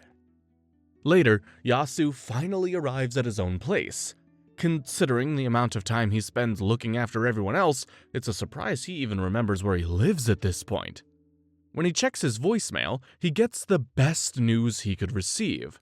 A record label wants to talk to Yasu about Blast. My name's Kawano. I'm calling from Gaia Music. We've had a chance to review your demo tape and your live video. We'd like to set up a meeting with you as soon as possible. Yeah, this is it. This is the moment that could change everything for Blast. Elsewhere, Reira pays for Shin's company, and he listens to the Trapnest singer vent. She says that people worry about how she acts and what she says in case it ruins her image. The next day, Tokyo is hit by heavy rain, and Shin's not yet done being an emotional support tool. This time, it's for Nobu, who tells him how he couldn't tell Hachi how he feels. When Yasu arrives, however, he gives the band the good news. What happened was we sent a demo tape and a video of our last concert to a few different record companies. Yeah? One of them liked what they saw and contacted us to say they're interested. Yeah? They're not being looked at by just any label. It's the big shots, Gaia Records. This is a big deal for the band. A scout from the company plans to check out their next gig to see them play in person. As is often the case, the subject then shifts to Hachi and her love life. Nana tells her she saw Takumi in room 707. She seems okay with the situation, but then tells Hachi she'll be moving in with Ren for the 2 weeks before Trapnest goes on tour. Hachi shares that she feels stupid for being a fan who sleeps with a rock star. Nana reminds her that he's just a guy, which leads to the realization that Takumi isn't a good guy. But if I think of him as just some guy, he seems like he might be a total jerk. Hachi gets worried about who knows about the relationship with Takumi. Nana reassures her that she only told Yasu, but little does she know what happened at the after party. Hachi is worried about Nobu finding out, which is when Nana lets slip that Takumi told everyone. Going out with me? Oh, I bet he stood there all calm and cool like he always does and said to them I did it with her like it was some big joke. Deep down, she knows Takumi sucks. Meanwhile, Shin visits Reira again. He thinks she wants his services, but that isn't the case. She just wants company. Shin is starting to genuinely care about Reira and offers to see her again. I feel kind of bad that I took 100,000 yen from you like that. So I figure I owe you at least one more night with me. Call me when you want it. I guess all kinds of jobs can offer credit. Nobu plucks up the courage to talk with Hachi, but little does she know she's already worked it out. He finally says the words Hachi has been longing to hear since before moving to Tokyo. Someone telling her they genuinely love her. Hachi says she loves Takumi, but deep down, she really doesn't know. Hachi is now confused. If nothing had happened between me and Takumi, I'm sure I would have fallen for Nobu. I guess I wanted to be Nobu's girlfriend all along. The problem is, she can't resist Takumi. The next morning, Hachi wakes up to an empty apartment. Nana has left to spend the next couple of weeks with Ren. Or at least, she hopes it's just a couple of weeks. In the 2 weeks Nana was staying at Ren's, Hachi didn't hear from Takumi at all. Nobu, on the other hand, was there for her. Meanwhile, Reira is helping Shin, especially when it comes to boosting his escorting business. I turned an angel into a little devil. The more I see you, the less and less you remind me of her. It turns out that Reira and Shin's, boss, Ryoko, looks very similar, but now Shin is realizing that's where their similarities end. But we'll get more on that later in the series. While trying to enjoy a drink, Yasu bumps into Naoki Fujieda, the cheerful and loud-mouthed drummer of Trapnest. Naoki asks Yasu why he decided to follow Blast to Tokyo. He tells Naoki that it's because he feels like a parent to the band and its members. Yeah, that sounds like Yasu. Takumi is spending his last day before going back to work reflecting on things in his hometown. Little does he know, Reira is there too. It turns out these two grew up living next to each other. Your mom's grave, but your mom's still alive. Your mom's grave. I knew you couldn't be there for the 7th anniversary of her death because you were working. Before leaving, Takumi tells Reira not to stay out in the sun as they have a photo shoot. She childishly agrees. Despite being the singer of a punk band, Reira is actually quite innocent and immature. This is why Shin enjoys spending time with her. Unlike the women who exploit him, he sees Reira as pure, fragile, and genuinely lonely. But it's so crazy we ran into each other here. We should hang out together first and have some fun. Come on, give me a break. I've got to at least spend my time off alone. See you later. At blast rehearsals, Nana is angry that Takumi has ghosted Hachi. But the truth is, Hachi doesn't really care, as she wants to see where things go with Nobu. But just when Hachi is thinking of getting into a healthy relationship, Takumi turns up. Nobu offered to walk with me. Oh yeah? Oh, what a gentleman. Thanks, Nobu. Yes, thank you, Nobu. Nobu is heartbroken. Poor guy. Back at room 707, Hachi wants to catch up, but Takumi just walks into her bedroom. Hachi thinks about calling it off with him as she knows she's being used, but she can't do it. Hachi convinces herself that all she's worth is Takumi. But he's the only one who can forgive me for what I am. My partner in crime. This is a far cry from the fun-loving romantic we met at the start of the series. After the 2-week stay at Ren's is over, Nana has still not returned home. And because she knows how much Nobu is hurting, Hachi avoids the studio. Feeling lonely, she invites Nana's superfan Misato to Tokyo to watch the concert. But it soon turns into a longer stay, as Hachi wants her to stay for summer break. The blast gig is packed, but Hachi and Misato manage to get right to the front of the stage. At this point, Junko and Kyosuke realize how popular the band is becoming, even giving up their places so 2 massive fangirls can get in.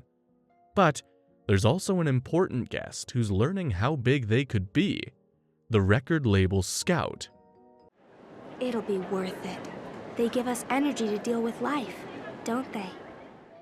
The Scout learns how much people love the band even before hearing the first song. Blast completely blows the crowd and record company Scout away. Hachi plans an after-party with plenty of food for the band, but the Gaia Scout invites the band out for dinner to discuss business. How can they turn that down? I'm really sorry. It'll be okay. It's fine, don't worry about us. You go out and have fun. Hachi feels Nana slipping away, and because of her guilt over the Nobu situation, she feels like she can no longer ride along with her success. Hachi thinks Nana doesn't need her anymore. She thinks about how Misato is Nana's biggest fan, but she isn't jealous of what she has. Misato is genuinely happy for Nana. Feelings are much more intense. Feeling lonely and spiraling, she calls Takumi and tells him she wants to meet. Looks like Takumi has what he wants: Hachi, all to himself. Nana heads back to room 707 to surprise Hachi, but she finds out she's left for the night. When looking for beer, she realizes that Hachi had prepared enough food to feed the entire band. Hachi prepared it all. She thought you were coming over with the band once the show was finished, so she made all this stuff to celebrate. And what's worse, she knows that's the reason why she went to Takumi. At this point, the feelings Hachi has for Nana are complicated.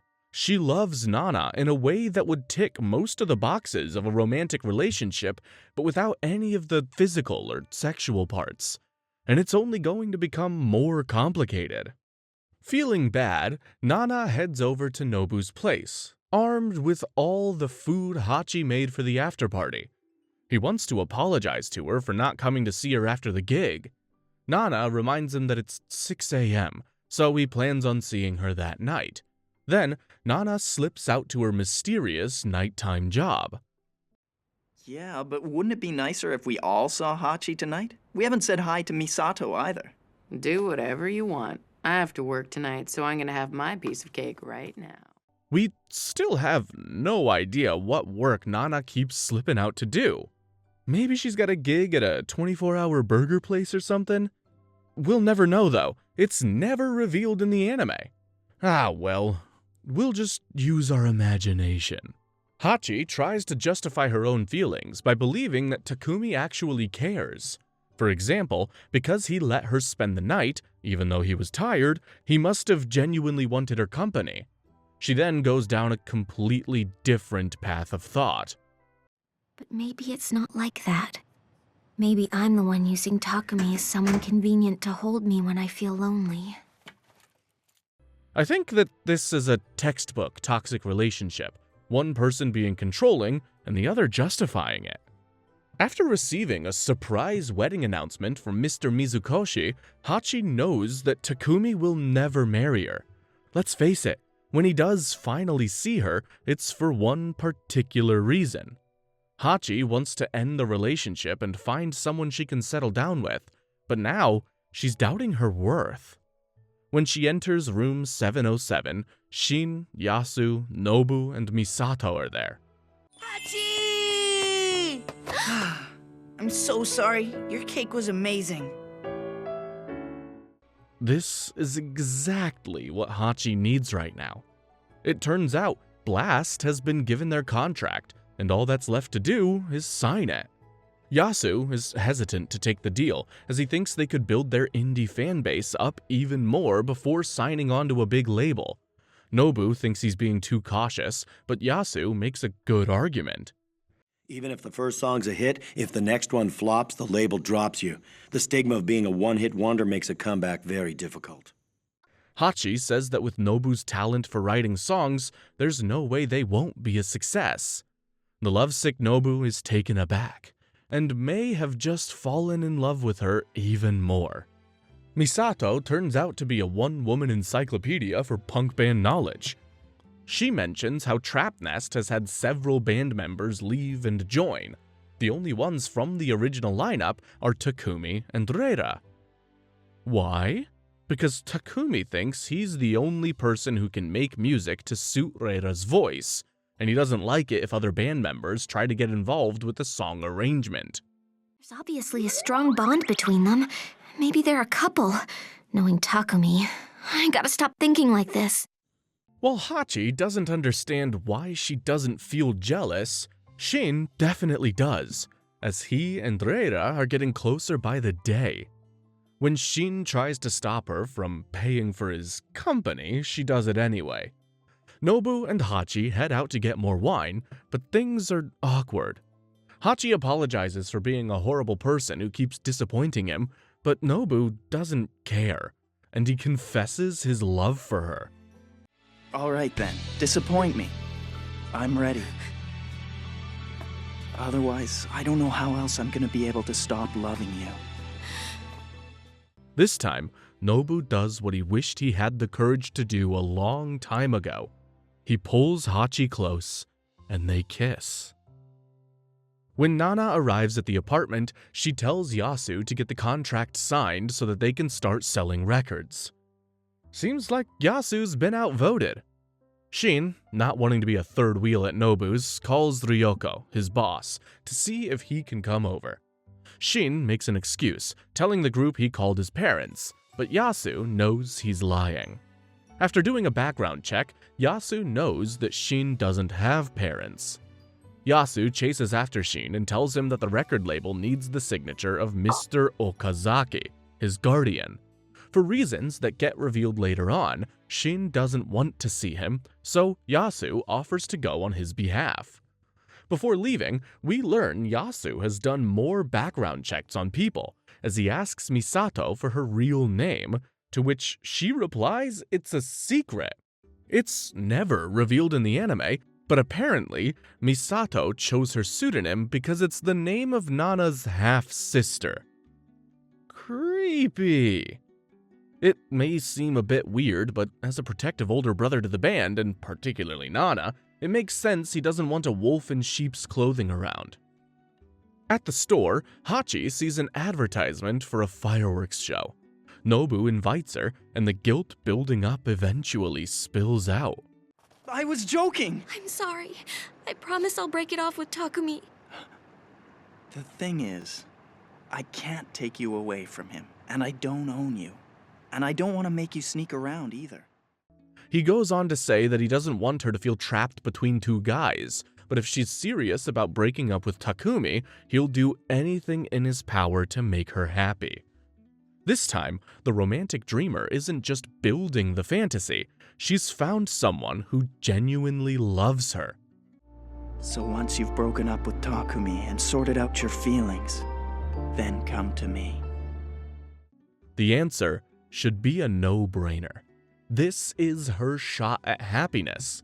But the problem is, Takumi has sunk his claws too deeply into her. Just like Sachiko, the imaginary character Hachi cooks up in her head becomes real. Now, it seems like the Demon Lord, who she blames all of her problems on, might have become real too. Hachi returns to room 707 alone, but it doesn't matter because Misato is still there, as well as Nana. You can't just jump in here! What the hell are you thinking anyway? Some people really need to learn boundaries. Hachi is finally getting what she wants. Nobu wants to be with her, and Nana is finally there in person. The only thing left to do is end things with Takumi. On the phone, she struggles to talk, until Takumi panics and asks if she's pregnant. After she clears things up and Takumi tells her it would be an inconvenience, she finds her words. She rips him a new one and tells him to not call again. Gotta go right now, but I'll call you back when I have more time to talk. Why bother? In fact, don't ever call me again! So goodbye! Now that's how you do it, Hachi. She finally realizes that loneliness shouldn't be the reason to invite a parasite into your life. Hachi finds out that Nobu works in a record store, which makes perfect sense, and she waits for him to finish. The two then head back to his apartment, or to be more accurate, his bedroom. After spending the night together, Hachi and Nobu are getting to know each other better. It turns out that Nobu and Nana have known each other since they were young. Naturally, the obsessed Hachi needs to know what she was like. She wasn't the most popular girl in high school? No way! She was a total goth chick. But even so, she was really pretty, so she stood out. I wonder if she still would have been a goth if her grandmother hadn't ordered her to not wear bright dresses. Nobu thought she must have been lonely with no friends, so he forced her to borrow some of his CDs. And the next day, she returned them and actually smiled. This is where Nana first discovered the Sex Pistols, the band that would influence her entire life going forward. After introducing Nana to Ren, Nobu thought he had to act macho to get girls to like him. But now, he feels like he could just be himself. He tells Hachi he wants her to be by his side to support him, and this is the moment Hachi's mindset shifts. Up until now, she wanted guys to support her, like Shoji, but now she's with someone who needs to depend on her. What's going on? I want to spoil him. I want to be there for him. I want to hold him. I want to do everything he wants. Hachi tells Nana that she's head over heels for Nobu, but her punk roomie isn't surprised. Hachi and Nobu go to Junko and Kyosuke's art exhibition, and to say that her longtime best friend is shocked to see Hachi giggling like a schoolgirl is an understatement. The mature couple go to Jackson's to discuss this new relationship and how she was affected by her last one. There are plenty of fish in the sea that are better than her ex. Shut up with all the ex crap! Methinks that these two may hold a teeny tiny bit of resentment about how Shoji treated Hachi. Just a little bit. Later at home, Junko and Kyosuke keep that discussion going. They think the reason Shoji cheated was because he felt more love from Sachiko than Hachi. After all, when she found out he was cheating on her, she told him she didn't want him, confirming his fears. But Nana only said that because she can't deal with the painful stuff very well. When she gets hurt, she just runs away from it. Yeah, always. Well, now that's an interesting take, guys. Hachi doesn't reciprocate the same expression of love Shoji wanted, so he cheats? And when she doesn't fight for the broken relationship, she's just running away. Remind me, These are some of her best friends, right? Takumi doesn't understand why a girl would start screening calls. Ren, however, knows exactly why. Nana told Ren that Hachi and Nobu are an item, but he keeps it quiet. Later at the store, Nana bumps into Nobu reading, well, the kind of anime material we can't cover on this channel. Hachiko doesn't satisfy you? Au contraire, ma petite amie. What? She's that good? When I'm talking to you, it feels like I'm talking to a guy. I think if anyone has ever wanted the type of love that gives the guy the ability to speak fluent French, it's Hachi. Nobu thanks Nana for helping him get with Hachi, but the mood quickly changes. Nana coldly says that Nobu didn't have to thank her, as she was just using him. Nobu asks why. So that Hachiko could run unleashed in my own backyard. Just make sure she doesn't go running away ever again. So far, we've seen how obsessive and possessive Hachi can be with guys, and Nana, but now we're starting to see how Nana wants to keep her roomie close too. Later, Nobu tells Shin about this strange moment, but he isn't surprised. He mentions how she's always been possessive. She did put a padlock around Ren's neck and got a Ren flower tattooed on her arm. Then, there's the fact that even after 2 years, while Nana got ready to take on Tokyo in the punk scene, Ren kept waiting. While Hachi's crazy, eccentric, naive view of love has been a focus since the start of the show, Nana Osaki's potentially unhealthy look at relationships has kind of gone unseen. Meanwhile, Yasu and the Gaia agent meet with Shin's guardian, Mr. Okazaki. They talk about the record deal, but the mystery man is worried about people finding out about his other son's true identity. I don't want our family's dirty laundry exposed to the world. When you draw up the official contract, send it to me in the mail. After the ink dries, Mr. Okazaki stands up to leave. Yasu asks him if he even has a shred of love for Shin, despite not being his biological father. That's right, Shin is not his, and despite trying, he could never care for him. The trauma of rejection seems to be a running theme throughout this show. Flashback to the moment where Nana is boarding the train to Tokyo, moments before the fateful meeting with Hachi. While waiting for the delayed train, she finds Yasu waiting to see her off. He hands her Ren's phone number as a gift, but she's adamant she's not heading to Tokyo for him. If you understand me at all, come with me, Yasu. Despite portraying himself as laid back and independent, deep down, she has an attachment to the Blackstone boys. Yasu makes the moment even worse by asking Nana to stay at the last minute. But before they can talk further, the train door shuts and Nana is whisked away. Now, we get to see things from Nana O's perspective, as she tells herself how she's going to be a successful singer in Tokyo. Before she can get too carried away daydreaming though, she gets snapped out of it by Nana K literally dropping into her life. What the? Who is this chick? And how long is she gonna lie on top of me? At that point, she had no idea just how much of a close friend Hachi would become. Now, fast forward to current day, and Hachi is upset that the Demon Lord has made it rain and ruined fireworks last night. Of course, it's the Demon Lord's fault. Ruiner of relationships and colorful rockets. Well, at this point, we don't need it. Nana gives us a recap that perfectly sums up Hachi. She's selfish, way too dependent, and a crybaby. And she's completely boy crazy, jumping for whoever throws her a bone. Yeah, that's pretty much spot on.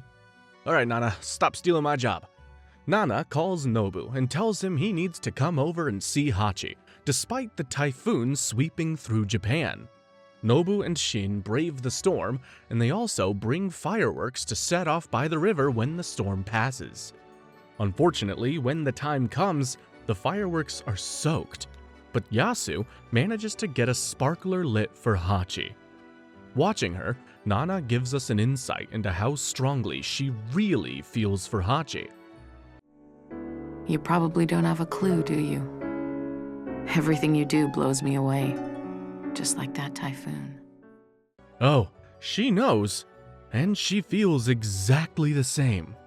In fact, she says something very similar to what Hachi said before about Nana. She feels like a teenage boy falling in love for the first time. Nana tries to explain how she feels to Ren, who thinks it means she wants to do it with Hachi. Nana tells him that it's got nothing to do with it's just a deep platonic love.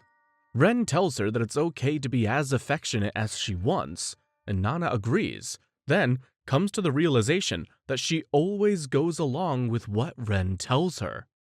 Before it was because I had such a crush on him, but why is it still like that? I haven't changed at all.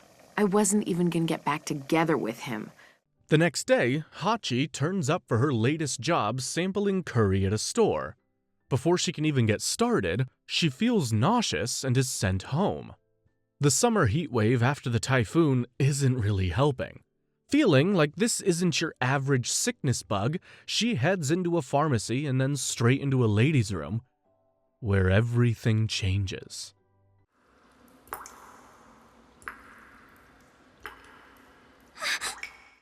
That's right, Hachi is pregnant.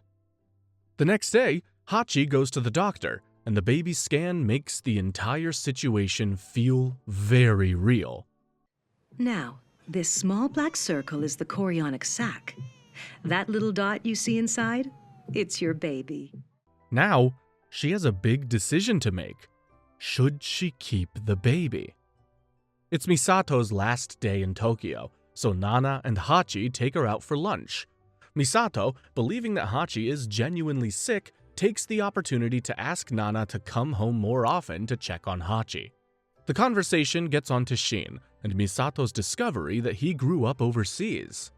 Nana speculates that maybe his mom had an affair in another country and got pregnant, which is the reason why he doesn't get along with his father. Turns out, she was 100% correct. But I wonder why she had the baby. It's such a gamble not knowing who the father is. Even if the guy she was having the affair with used condoms, you can't be totally sure. Up until now, Hachi has been so focused on the pregnancy news that she never stopped to ask herself, who's the father? Nana tells her that Shin's mom shouldn't have been so irresponsible, and that if she couldn't look after her child, she never should have had it. This, of course, goes back to Nana's traumatic childhood where she was abandoned by her own mother, who hopped from guy to guy. Maybe there was a reason she couldn't raise the baby right. Maybe there were circumstances beyond her control. But when you get pregnant, it's only natural that you want to have the baby and raise it. The conversation forces Nana to face her own issues around motherhood. She goes to the doctor and asks her if all women have natural motherly instincts. She's told that it comes out in different ways depending on the person. Nana, who had never thought about it before, is scared that she won't have the instinct herself if she and Ren were to start a family. And let's face it, she didn't have a mother to show her. If I got pregnant with Ren's child, I might want to keep it? Even though it would throw a huge wrench in my career. At rehearsals, Shin sneaks off into the bathroom to smoke, where he overhears their Gaia producer, Kawano, and the director, Matsuo. Matsuo says that their look is outdated and that Blast needs a stylist. He even says that they sound great live, but not so great in a recorded format. Ouch! Shin can't believe that the director of Gaia Records has no faith in them. Meanwhile, Hachi feels awful, both physically and mentally. She's about to go to sleep when the doorbell rings. It's Takumi. With her head down the toilet, he works out what's going on. Is it morning sickness? I'm gonna get an abortion, so don't worry. Listen, you don't need to feel responsible. I'm the foolish one. Takumi knows that the baby is either his or Nobu's, and a sinister vibe comes over him. He locks Hachi in the bathroom and calls Nobu on her phone. When he answers, he's shocked to hear Takumi's voice. He coldly breaks the news about the pregnancy. And while Takumi had been possessive before, he now takes it to a whole new level. I don't know if it's yours or mine, but no matter who the father is, if Nana wants to keep it, I plan to recognize the baby as mine and take care of both of them. Nobu is left stunned. Shin is hanging out with Reira in her hotel room. She's recording a new song the next day. But the problem is, she hasn't even started. Shin encourages her to work, but after starting the love ballad, she doubts herself. Any love story written by someone who cries with as much emotion as you do could never be shallow. I think there's a clear inspiration for a love ballad right here. The story of Shin and Reira. Back at the river, the pregnancy fallout continues. Nana grabs the phone and tells Takumi that he needs to back off from Hachi as she's with Nobu. But Takumi doesn't see it that way. To him, it's Nobu who won't leave his girlfriend alone. He then says something that will leave Nana equally stunned. He tells her Hachi is pregnant. We'll be there right away. We're not very far. Really? Then could you pick up some grapefruit and sparkling water on your way? What? I think she needs it right now. Her morning sickness is pretty bad. Thanks. Nana frantically asks Nobu if he used protection every time, to which he says yes. Nana falls to her knees with tears in her eyes. It has to be Takumi's baby. Nana tries to convince Nobu to step in as the father, as Takumi won't. She thinks he'll just use the baby to steal Hachi away from her, but Nobu has already seen a glimpse of how possessive Nana is too. You're doing the exact same thing. You're just manipulating me to get Hachi, aren't you? God, give me a break. Nobu says that she wouldn't step up to the plate and be a parent with Hachi because Nana-o couldn't love a child of Takumi's. Back at room 707, Takumi puts Hachi to bed. He mentions the time his sister got pregnant and he beat the guy up badly. Reira laughed at him for being so possessive, which shows just what he's capable of when it comes to those he thinks he owns. He then starts gaslighting her to make her doubt herself and control her. You don't have a steady job, you sleep with guys whenever you get lonely, and now you're pregnant. You are a mess. He even says his parents are going to be disappointed. What a piece of work! Eventually, Nobu turns up, and Takumi leaves them alone to go get supplies for the morning sickness. Hachi can't even face her boyfriend at first, but when he forces her to roll over, she emotionally apologizes. Nobu asks if Hachi had called things off with Takumi before, and although she did, she's confused by how Takumi treats her, so she can't give Nobu an answer. Nana rushes to Yasu's place in floods of tears and holds on to him like a child. Unfortunately, she doesn't see Naoki standing right behind them. He leaves and lets Takumi know that Ren's girl has just run to Yasu. Takumi knows that Nana will tell him everything, so he goes back to room 707 to do some damage control. But it's empty. Hachi goes to the people who took care of her long before Tokyo, Blast, and Trapnest, Junko and Kyosuke. They learn all about the pregnancy, and Hachi breaks down and spills her heart. I don't know how to explain it. I just felt attached to the baby and started thinking of how I could do this. She realizes that she's got no money and can't work with morning sickness. So, with Takumi offering to give her money to take care of the baby, she feels like she has to give in to him. She can't stop thinking about how much she's hurt Nobu, who has only ever treated her well. From how it all went down, he probably thinks you were dating both him and Takumi at the same time. Yeah. Kyosuke thinks Nobu deserves to know, and that could lead to him standing by her side during this scary time. Being painfully practical, Junko says that Nobu would have to leave the band and give up his dreams of being a rock star to help raise a baby that isn't even his. While Junko has always seemed so brutal with her opinions, Sometimes she's just stating a fact. It's Nana's fault for not insisting that Takumi use condoms. And she slept with Nobu right after that. This is what you get for sleeping around and being careless. Is it just me who really wants Hachi to prove Junko wrong? That she and Nobu can have a life together and allow him to follow his dreams? Junko continues her lecture, making Hachi agree to dump Nobu and let Takumi support her and the baby. She also asks if she's willing to pretend the baby is Takumi's if it turns out to be Nobu's, just so she can be financially secure. Hachi agrees. When Nana has calmed down, she leaves Yasu's place. She now knows what she needs to do. But no matter what Hachi decides to do, I won't get in the way, and I'll gently watch over her. Exactly like you do with me. I think everyone could use a friend like Yasu. The next morning, Takumi gets ready to head out to the recording studio. Before he leaves, Hachi tells him she wants the baby and wants to raise it with him. In a surprise twist, Takumi asks her if she wants to get married. This wouldn't be a marriage of love, however, but to help keep Takumi's public image intact. But I have no problem getting married. If I marry an ordinary girl, the media might not go as crazy. How romantic, but very on brand for Takumi.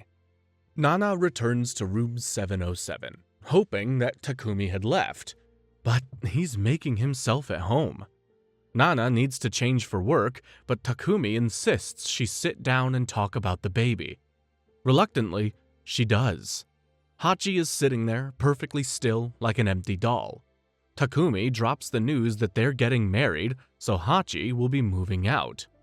Nana announces that she'll also be moving out to live with Ren. Actually, the timing's perfect. I was thinking of moving in with Ren anyway.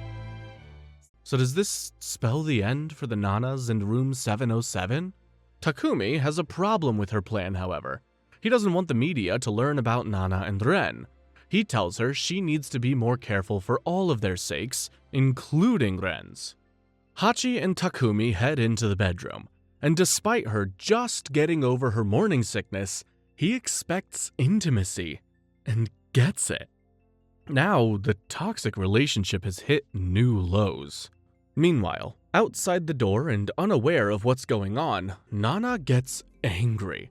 She calls Hachi a liar and a traitor and slams her fist on the table, accidentally knocking one of Hachi's favorite glasses off and shattering it. She remembers how much Hachi loved them and wanted them to stay as a set, so, in Nana's view of pairs never separating, she fixes it by breaking the other glass too.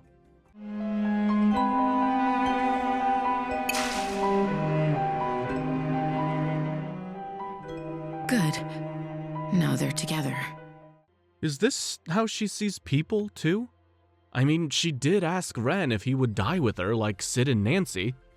The next morning, the Trapnest members are critiquing Reira's new love song. They all think it's about an affair, but Reira insists it's about true love. The subject reminds Takumi of asking Hachi to marry him, and he drops the bombshell on the band.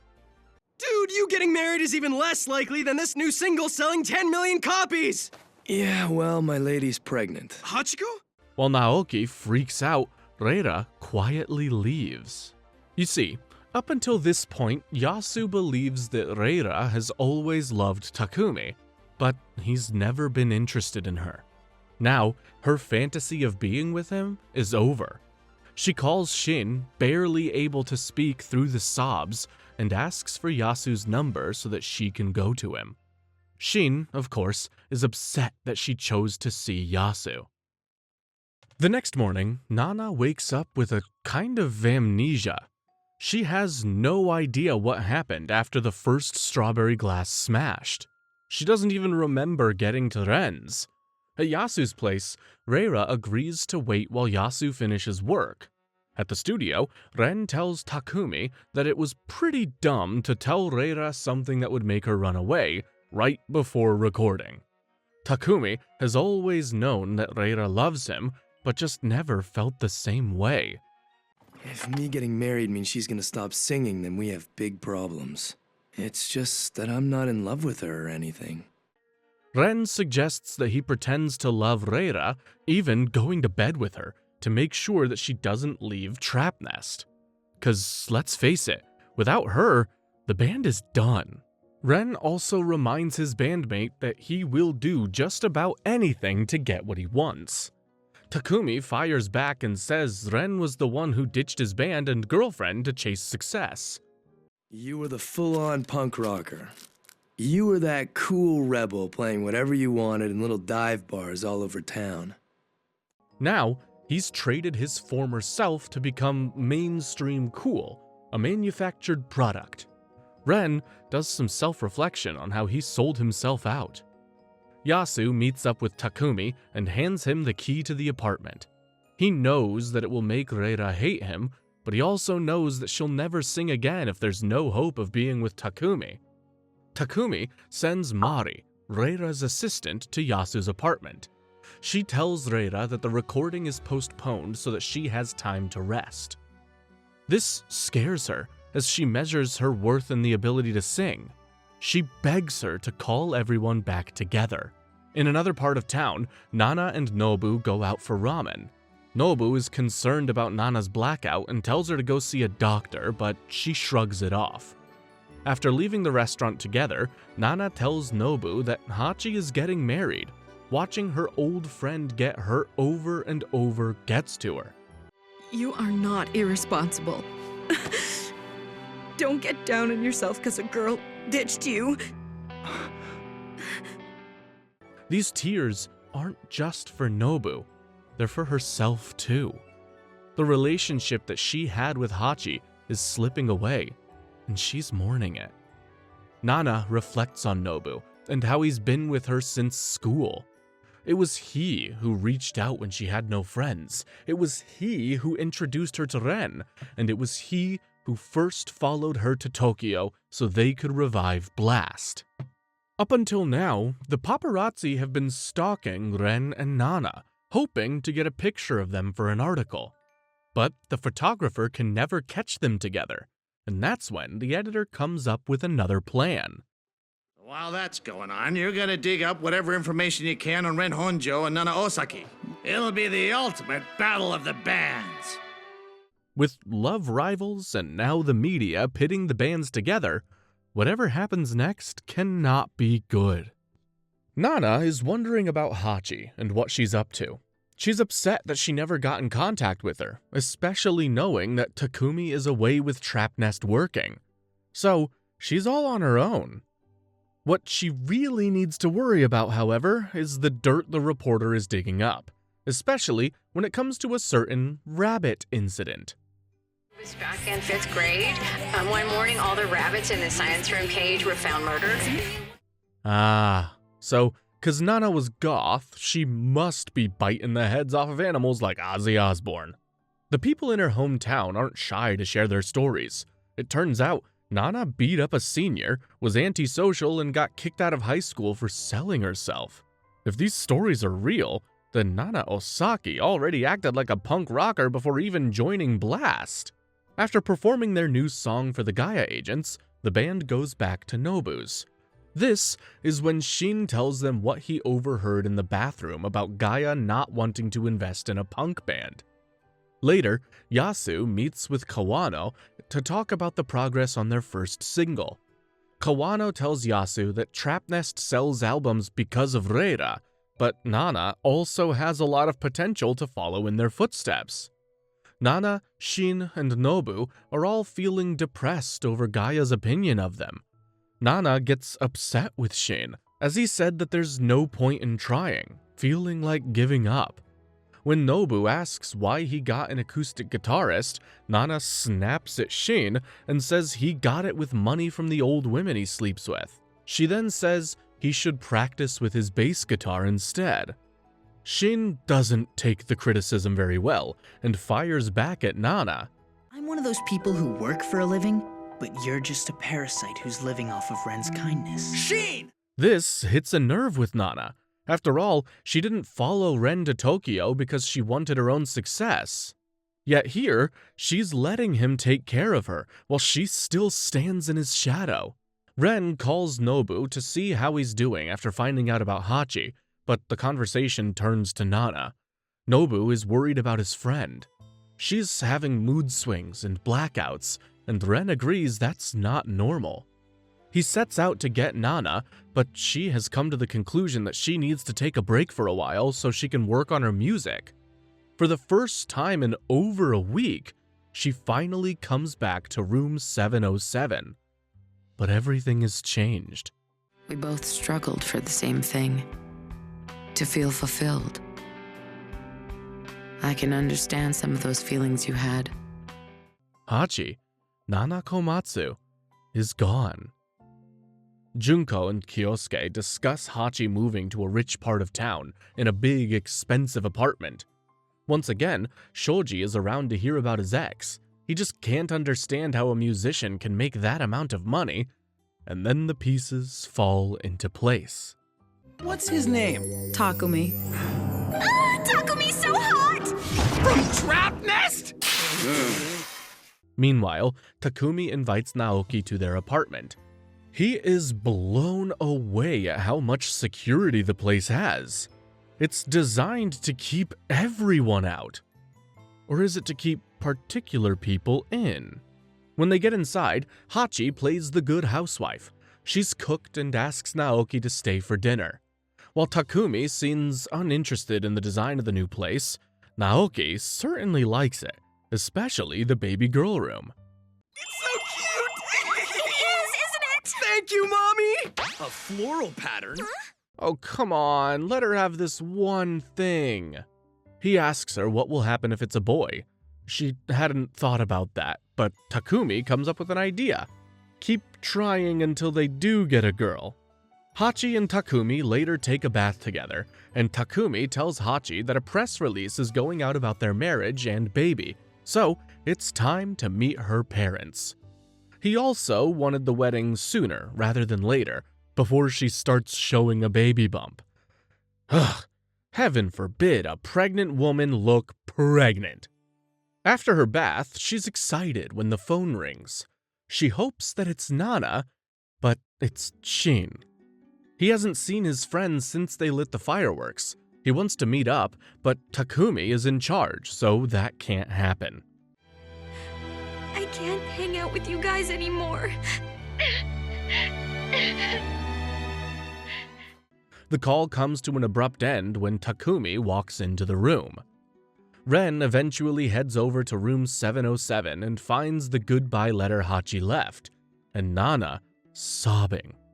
He says it sounds more like a love letter and tells her it's time to go see Hachi. Despite saying that she wasn't going to see him, Ren and Nana spend the night with each other. The next morning, Ren explains how both the strawberry glasses got smashed. And it is kind of hard to believe that they were both broken by accident. It's not hard to understand why Hachiko would leave without saying anything. Hachi saw the broken glasses as a message that Nana never wants to see her again. Ren gives Nana Hachi's new address. She asks him to drop her off at the station so that she can buy 2 brand new strawberry glasses. But in their rush, they forgot the #1 rule: keep a low profile. The photographer gets the shots needed to blow the lid on Trapnest and Blast's Romeo and Juliet story. Nana finally gets to the new apartment, but Hachi has just left in a cab. She tries to leave the glasses at reception, but he says no one lives in Suite 302. This is just another way for Takumi to isolate her. Cutting everyone off without letting them explain anything. Leave it to Takumi to come up with that kind of way to isolate her. According to the receptionist, she doesn't exist. That's some twisted irony. Hachi has secretly gone to meet Shin. She tells him the reason why everyone kept Hachi's situation from him was so it didn't bring up sore memories of his past. Shin's mother cheated on his father, which is why he didn't love Shin. Hachi doesn't want the same situation to happen with her baby if it turns out to be Nobu's. She tries to learn how to stop that from happening. Listen, you shouldn't care about what I think anyway. Even if there are some similarities, things will be different for you because you're different people. Meanwhile, the editor is still digging up dirt. He learns that Shin's mother ended her own life, and his real father was never found. The editor asks him to find out what happened to Nana Osaki's mother next. You know, this story is a waste unless Blast releases an album on a major label. Just wait and see. These kids are gonna be big. With Gaia dragging their heels, how will they hit mainstream? Well, the editor plans on making them big. To start, he's already sold part of the story to a TV station. I can't believe you're watching your own video first thing in the morning. No, it's not a video, we're on TV. Yeah, right. This is Channel 7. None of Ren and Nana's history is left out of the TV broadcast. Nana was 16 when she joined the band and she became the lead singer.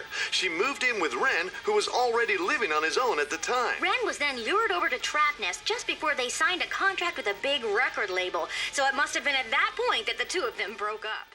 Well, cat's well and truly out of the bag now. Takumi calls up their manager and starts running Ren down, saying it's his fault they're in this mess. Hachi tries to defend him, but Takumi just screams at her and tells her to shut up. Hey, that is the mother of your child you're talking to. Takumi even tells Hachi that she has no part in this, so she storms towards the door to go check on Nana. Going home to see how Nana's doing. I'm worried about her. Please, I'm asking you to stay out of this. Stay out of this? She's my friend. There's something seriously wrong with you as a person. Finally, Hachi is standing up for herself. But he starts manipulating her again, saying that if she thinks there's something wrong with him, she should raise the baby alone. While the media circus builds, Nana still has no clue about what's going on because she overslept. But it doesn't stay that way for long. Look, if you're trying to sell something, forget it. You're Nana Osaki, right? We just want to ask you a few questions about your relationship with Ren Honjo. Hachi talks to Junko and Kyosuke on the phone, but they tell her to stay away from the apartment. If they find out who she is, then the frenzy will be 10 times worse. The reporter at the door tells Nana it'll be better for her if she explains herself. To Nana, it sounds like a threat.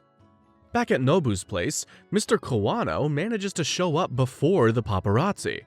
He tells Nobu and Shin to pack a bag as they're going to a hotel room until things blow over.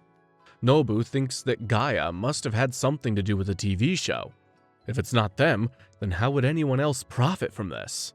You ever think all this was designed to ruin us before we even got started? What? Everyone who watched that on TV will think it's weird. It's safe to say that this isn't the way Blast planned on hitting the mainstream. Yasu is sent to get Nana. As a lawyer, he'll know how to deal with the press, right? Well, after a reporter insinuates that Nana orchestrated the whole thing for publicity, he calls them all scumbags. When Yasu arrives at room 707, he can see Nana being hounded and threatened. So, he does what he always does. Protects Nana. Get the hell out of here, now! Come on, man, I'm only trying to give you an opportunity. Don't ever come near our singer again, understand? Yasu is usually the calmest and most level-headed member of Blast, but this time, he loses control, which just shows how much he loves Nana. When Yasu gets back at the apartment, Nana hugs him, while berating him about ruining his law career by whacking a reporter. Ren has yet to respond to the situation, but he's being sent to London for a promo shoot. So while Nana is left to face the crowds, Ren does what he's told for the corporation pulling the strings. As Nana is walked out by Yasu, the press shower her with questions, but she only has one thing to say. Just watch me, Hachiko. I promise I'm gonna make all your dreams come true.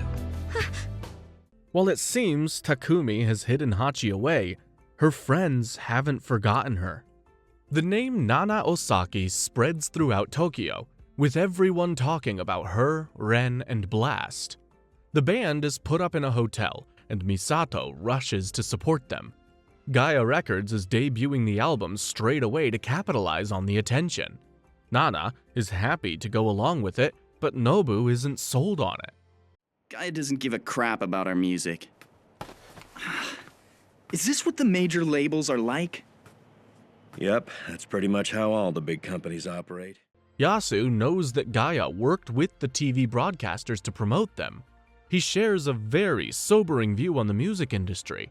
There's no point in making music if there's no money to produce and promote it. Gaia has that money. Watching Trapnest on the hotel room TV, Nana once again feels left behind by Ren, and Hachi, who's staying with Junko, knows she would feel that way. But her focus soon comes back to Takumi. If Ren is being flown out somewhere, he must be too. She feels bad for not making up with him before he goes away. She calls him and apologizes. But little does she know, he has another girl, Stella, waiting for him in London. I can't wait to get to London. I wonder how Stella's doing. Stella? Who's that? Takumi's London lady. A lady in London? I think it's clear that Takumi has zero respect for women. Nana goes to Nobu's room for a beer. She tells him she can't let go of Hachi, and Nobu feels the same, even if she is letting go of them. Nana comes up with a plan. Stay in Hachi's life by making Blast such a big success she won't be able to forget them. Then they get her back.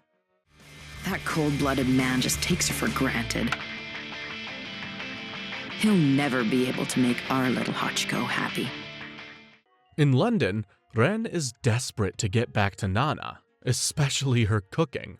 What makes things worse is that while the rest of Trapnest has to stay, Takumi has flown home. Talk about double standards. Turns out he's gone back to see Hachi back in her hometown to meet her family. Reira feels lonely in London and can't stop thinking about Takumi being with Stella.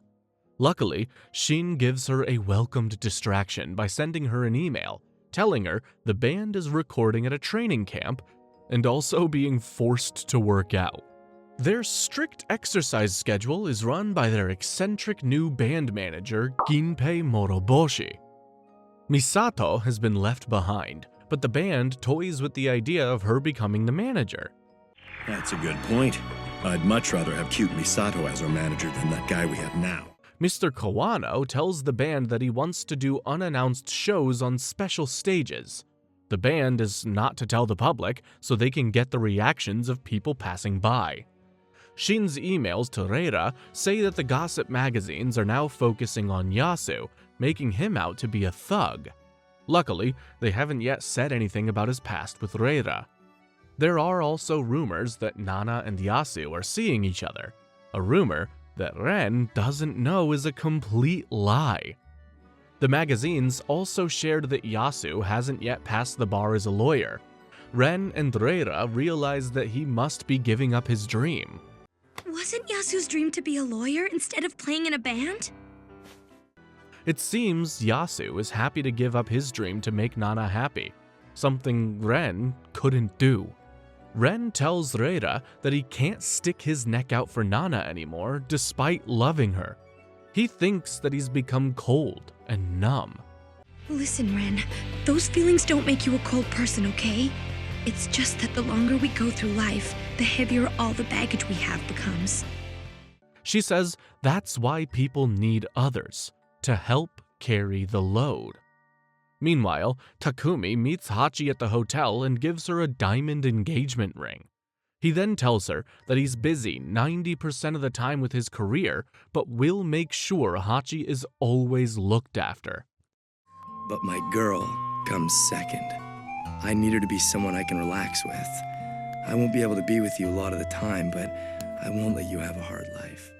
What a romantic thing to say. I wonder if he saw that on a Hallmark card or something. Yasu and Nana share a moment by a lake, just enjoying each other's quiet company. Nana thinks about how close she and Yasu got after Ren left. In fact, she feels closer to Yasu even when she's with Ren. Even when I'm with Ren, I'm lonely inside. Things have now changed. She still loves him the same, but she doesn't feel like they're one anymore. She doubts that if she died, Ren would too. Hachi wakes up to a text from Nobu asking how she is. This surprises her, as she never expected to hear from him again. She doesn't have any time to react to it, however, as it's the day Takumi is meeting her family. And do you think it will last long enough to support my daughter and her child for the rest of their lives? You have nothing to worry about, sir. Sir? There's something I don't like about this guy. Looks like Mr. Komatsu is a good judge of character. The band finishes recording at the training camp and finishes the day off with some fishing. If the camp was designed to bring the band and the management team together, it seems to be working. Back at the Komatsu household, Hachi's sisters leave, leaving just the engaged couple and Hachi's parents.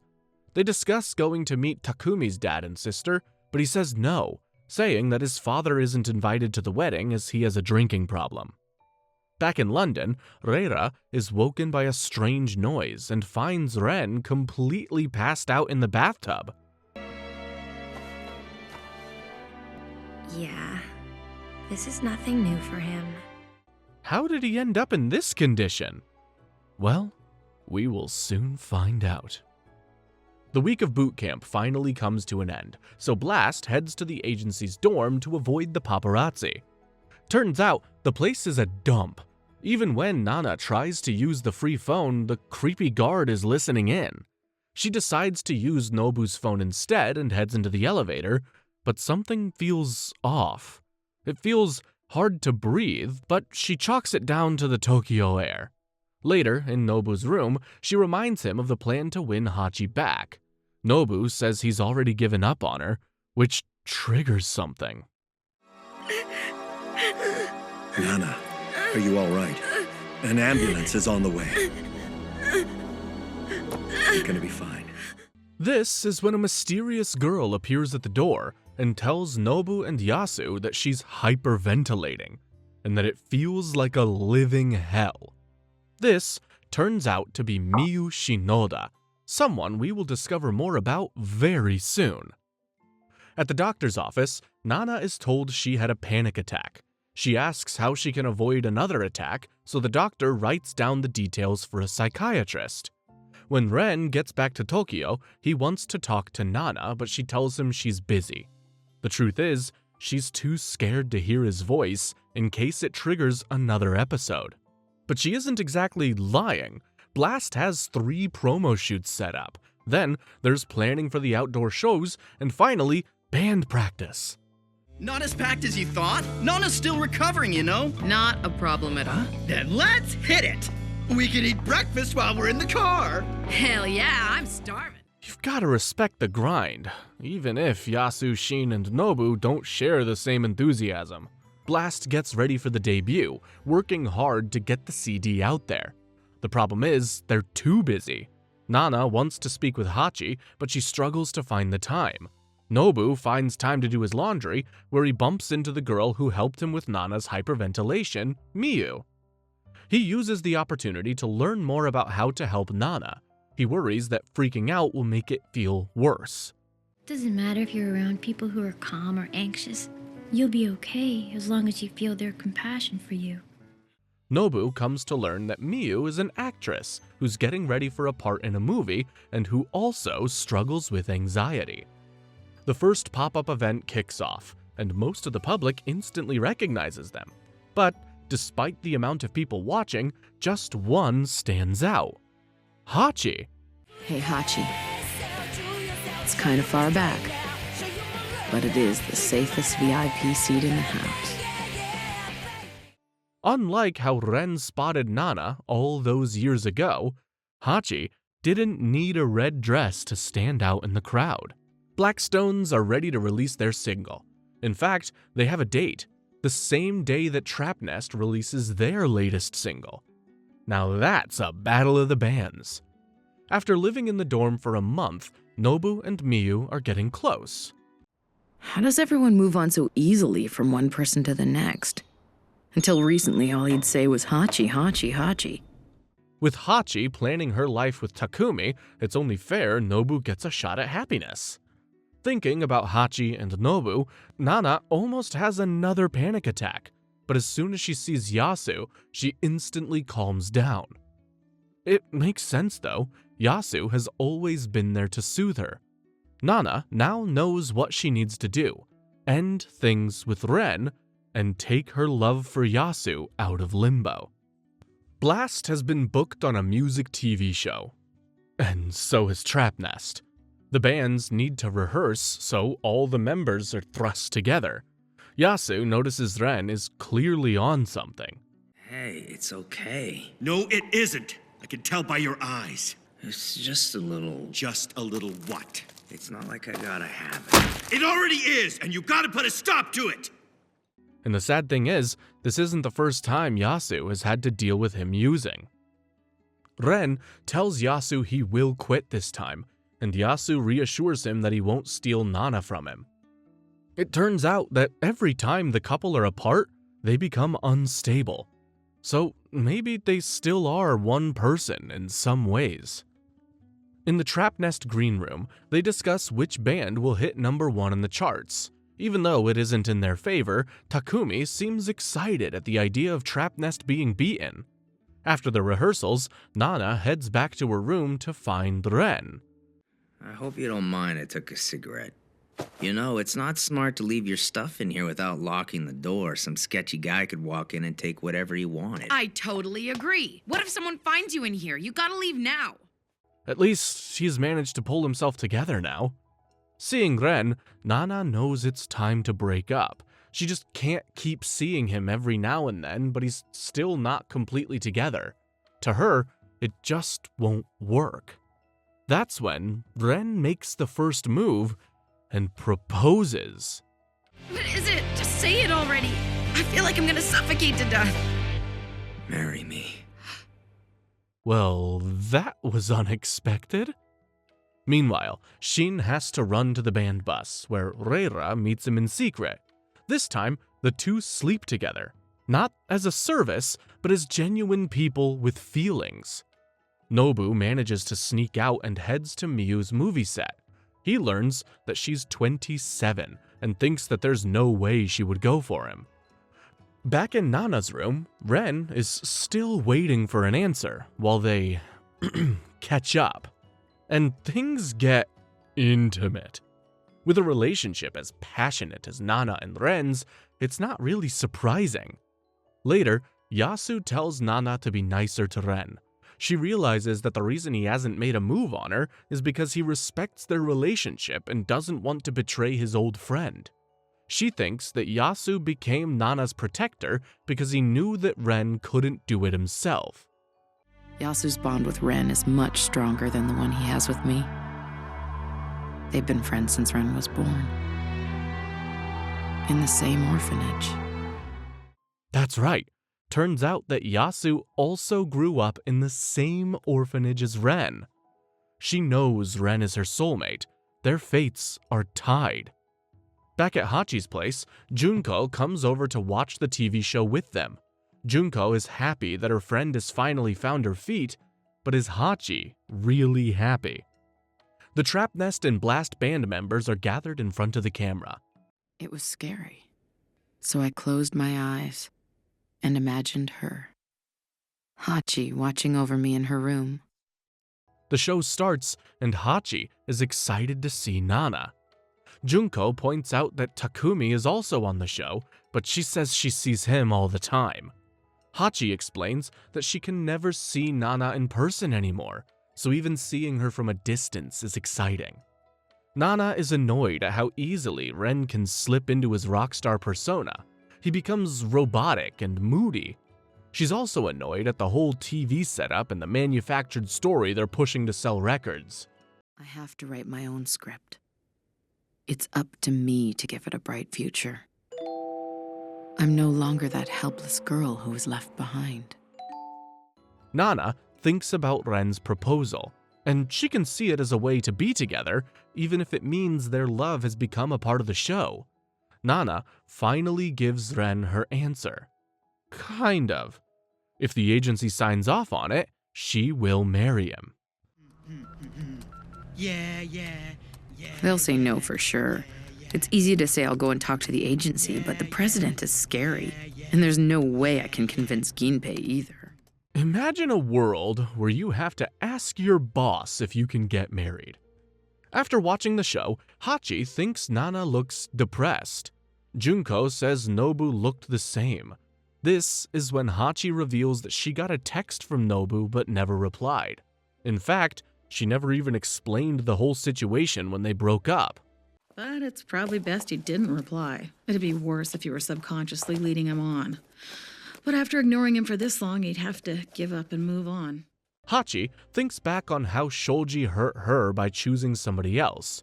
She's worried Nobu feels the same hurt. She decides she needs to go see him to get closure, but worries if it will just hurt Nobu even more. The next day, the Blast members are learning how packed their schedule is, but Shin wants to reschedule one of the interviews, and for a good reason. They have a conflicting invitation from Hachi. But Hachi just invited us all to the fireworks festival. Oh, come on, that's worth rescheduling for, surely. Nana instantly tells Shin to agree and to tell Hachi to meet in a place where the paparazzi won't be lurking. Room 707. The next morning, the band prepares to see Hachi at the fireworks festival. The problem is Ginpei, the new band manager, won't let them have any time off. But thankfully, they have Yasu. Listen to me for a sec, Ginpei. You must know by now that if Nana's being this persistent, it's gotta be something really important to her. Does Yasu have a degree in hypnotism or something? He calms everyone down. Nana is starting to see the band and even the management team like a big family, something that she's always wanted but never had. All that's left is to get Hachi to marry Nobu and everything will be perfect. Speaking of Hachi, she just had her 14-week scan, which makes her crave a famous Jackson's burger. And she runs into Shoji. The two have an almost mature conversation, and Hachi even offers to get Reira's autograph for him. And now it's like you're a celebrity. Oh, stop it. I'm just your average pregnant woman. Okay, now you're just overdoing it. Shoji then starts having a pity party, saying that he couldn't afford all the things Takumi can and that she just ditched him. Hachi very soon reminds him who cheated on who. Later, Reira and Takumi discuss Ren proposing to Nana, and it turns out that Reira is happy because she hopes Ren will overcome his substance problem with her help. Takumi, on the other hand, thinks Ren doesn't need any help and that he can quit at any time. For Takumi, Ren and Nana getting married is better for business. In fact, it was a plan all along. Takumi, how come even the president suddenly wants Ren and Nana to get married? He suggested it in the first place. I guess Nana was right. Her love life is just becoming part of the show. The plan is to make it look like Ren wasn't being used. If he declares his love for her, then it won't look like a publicity stunt, and that Blast isn't just making it big off of Trapnest's coattails. You're making him get married to protect yourself. You're such a bastard! Hey, whatever you think about me is in no way related to the problems Ren's gotten himself into. If anyone will happily manipulate and control people, it's Takumi. Reira points out that having both him and Ren get married so close to each other wouldn't be good, as the teenage fans who love them will get doubly angry. So, Takumi takes that as only Ren should be getting married. Back at Jackson's, Shoji and Hachi leave, but before going their separate ways, Shoji says something unexpected. He apologizes. I really am sorry. It's okay. I know that I wasn't the easiest to live with either. Hachi finally gets the closure she's wanted for a long time. Now, she can move on from that chapter in her life. Ironically, Hachi tells Shoji that she found out she's having a girl, and it's going to be called Sachiko after Takumi insisted. Poor Hachi. She will never escape that name. Dressed in the most ridiculous disguises, the band waits for Hachi in room 707, While Shin pretends to be Misato, everyone notices how Nobu looks like a mini Shoji. And this brings us to the final chapter of the Nana story. But before we see the long-awaited reunion, we need to head 6 years into the future. A future where Hachi, her daughter Satsuki, Yasu, and Shin are all in room 707. Man, oh man. The way you talk, Satsuki, reminds me of Shin. I had to explain everything to him. How come? Well, I suppose you could say he was like a 6-year-old back then. They're gathered for the annual firework festival. Although they have all moved on and are doing different things, they always find time to return to room 707. The next person to show up is Nobu, with Hachi and Nobu now friends again. But while she appears happy, she can't escape from the memories of the apartment that seems frozen in time. Everything's the same, except one thing. Nana Osaki isn't there. Now, back to where we left off, at the firework festival. Everyone is waiting, but Hachi can't bring herself to join them. She can't stop crying, thinking about Shoji and how comfortable they were before. Would it really be the finale if Hachi wasn't crying? I don't think there's been an episode that she hasn't. That's when she gets a call. It's Nana. Well, hurry up. The fireworks have already started. I'm so sorry. I don't think I can make it. Nana wants to know why she won't come, but Hachi tells her she's scared of seeing Nobu. She lies and says Nobu won't show up. Nobu decides to go home, as Hachi doesn't want to see him. When Nana can't persuade him to stay, she tells him he only goes after the girls who need rescuing. But whenever things start to get serious, you can't handle it. All you do is give up on them. Nobu, you know she's just provoking you. Don't take any of it seriously. And it looks like it hit a nerve. Shin and Yasu talk about what Nana said, but Shin sees his friend for what he is, a really nice person. He wants to avoid conflict because he doesn't want to hurt people more than they already are. No matter how much Nana tries to manipulate the situation to get Hachi back, Nobu waits for Hachi to arrive, and when she finally does, he can't bring himself to open the door. But if she got back together with you, then she would be stuck in an impossible situation. Hachi calls Shin to see where everyone is, and just like that, she walks away from room 707, leaving Nobu inside. While Nobu wants nothing more than to be with Hachi, he doesn't want to make her life any more difficult. The group is finally back together, watching fireworks by the river. And in a sad moment of realization, Nana finally accepts that Hachi has chosen a life with Takumi and their baby. Nana knows that it's time to let her go, and that's what she does. I'll always be waiting. For 10 years, 20 years, 50 years. And that's how the show ends, with people going their own ways.